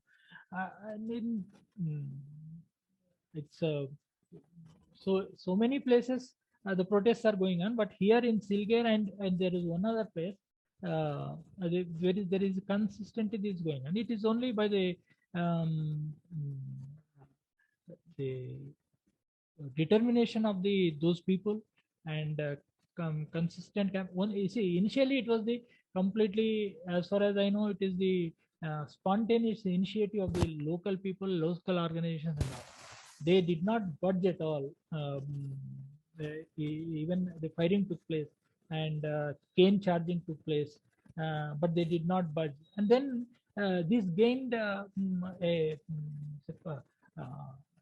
respect from other areas as well. So people are coming from the other areas.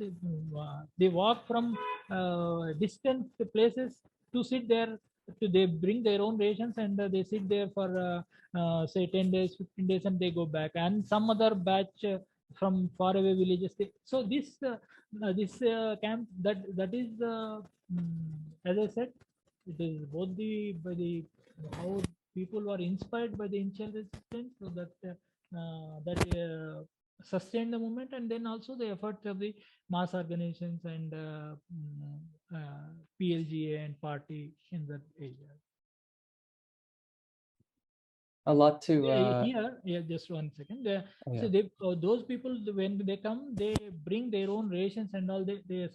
Some people would be cooking there, and then they unless they completely fire. I see for their martyrs also they built a martyrs column there. So this in the face of the CRPF, while the CRPF camp is there itself, all these activities are going on. This is a salute to those resolution, determination of them. Yeah, it's very inspiring level of dedication and sort of steadfastness. Like the peasant movement in the Punjab and Delhi area, Haryana in 2019, 2020. Yeah, very, very inspiring. And there's some incredible documentaries about that, just showing how long people were prepared to stay, how strong their will was, that they were not going to let these laws pass.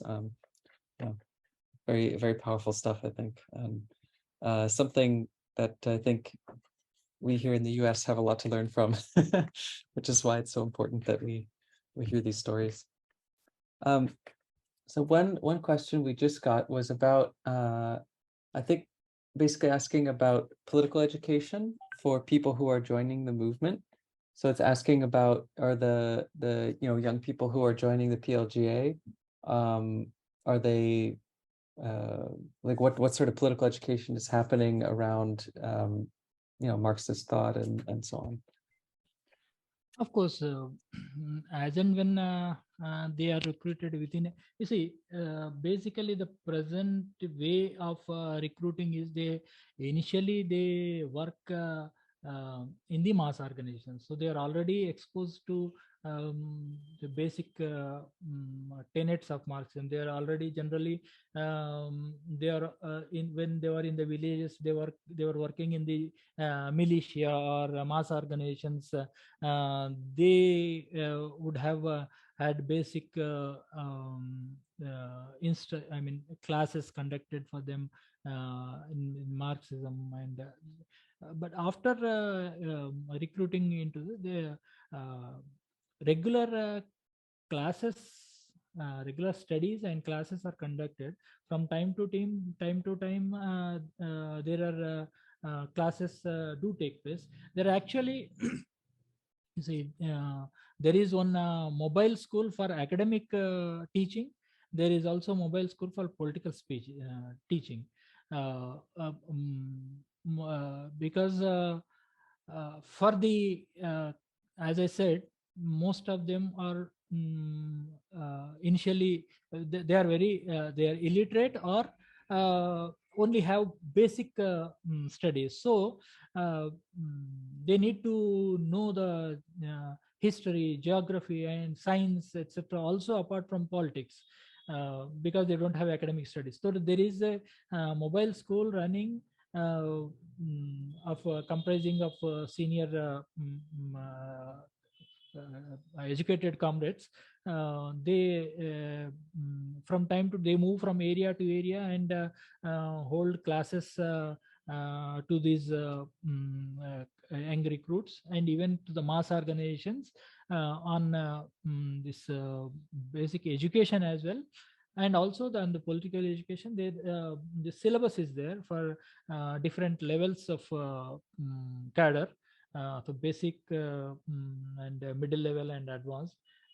Their subjects are philosophy, economics, new democratic revolution, and also these basic documents like strategy and tactics and caste question, women question, etc. They are so from time to time, depending on the time and repression, and so the classes are conducted from 7 days to 10 days. continuously. So this without that, apart from the military training and all that goes on, the political education is very important, and it is very systematically done. And daily also is studying is a part of their daily routine. They allot a few hours for individual study, for sometimes for collective study. That process goes on. It's like some of those, I don't know, just thinking about people's daily lives when they're involved in the movement, it helps you visualize what it means for people to be involved and to take up the struggle. I don't know, it's pretty amazing just the changes that comrades have been able to create in a situation where, as I understand it, many of the languages in Dandakaranya had no written script even before the movement came. And now people are reading and writing about, you know, Marxism and philosophy and things like that. It's very inspiring.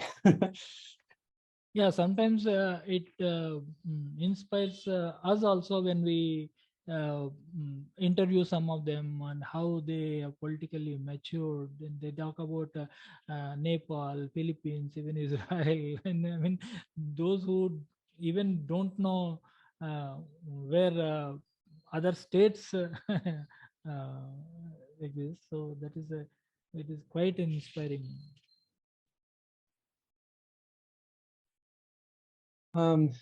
Maybe just to wrap up, I think there were two more kind of quick questions. Someone was asking about the difference between you mentioned that at a certain point, they basically said that, okay, the squads have developed to such a point where it makes sense to reformulate as the PLGA, People's Liberation Guerrilla Army. And someone was just asking about the distinction you made between that and like a PLA, what it would mean to remove the guerrilla part from the name, what that would indicate. Okay. Before answering that question, there is, I think, I had earlier did not taught the theory and values of, so values of Marxism, communism also, that comrade asked whether they are taught that, about that also. Of course, about the not only we are taught about the values of Marxism, but also from time to time, different non-proletarian trends keep cropping up in the party, definitely because the people coming from the society, and there's so many factors come into play. So one is bureaucratism and the patriarchy, and there are other vices that creep into the movement. So systematic campaigns have been launched from time to time, where these are discussed plainly, the patriarchal expressions, or how, you know, bureaucratism within the party structures, as well as our conduct with the people itself. This is evaluated, and where there are so many inspiring stories as well, where those after these say rectification campaigns have been launched from time to time. There are at least, as far as my knowledge goes, there 3 or 4 huge campaigns were launched from central committee to the lowest, I mean, to the mass organizations itself. So they came to the before people, they came before the people, and then they self-criticize themselves for their earlier conduct and all. So all this process is a continuous process that's going on.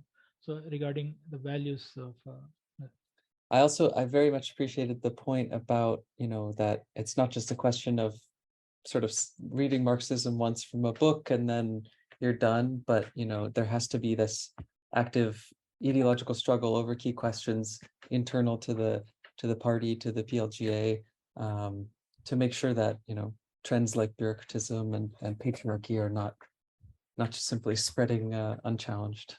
That's very important. I think perhaps we should move to wrap up now. I think we've run through pretty much all the questions people had. It's been really, really great. Very, very informative. I have many notes written down of things to look up and read more about. So I thank you very much for coming on and sharing all this amazing perspective and history with us. I don't know if you have any words to conclude. Thank you for inviting me for this talk, and it's very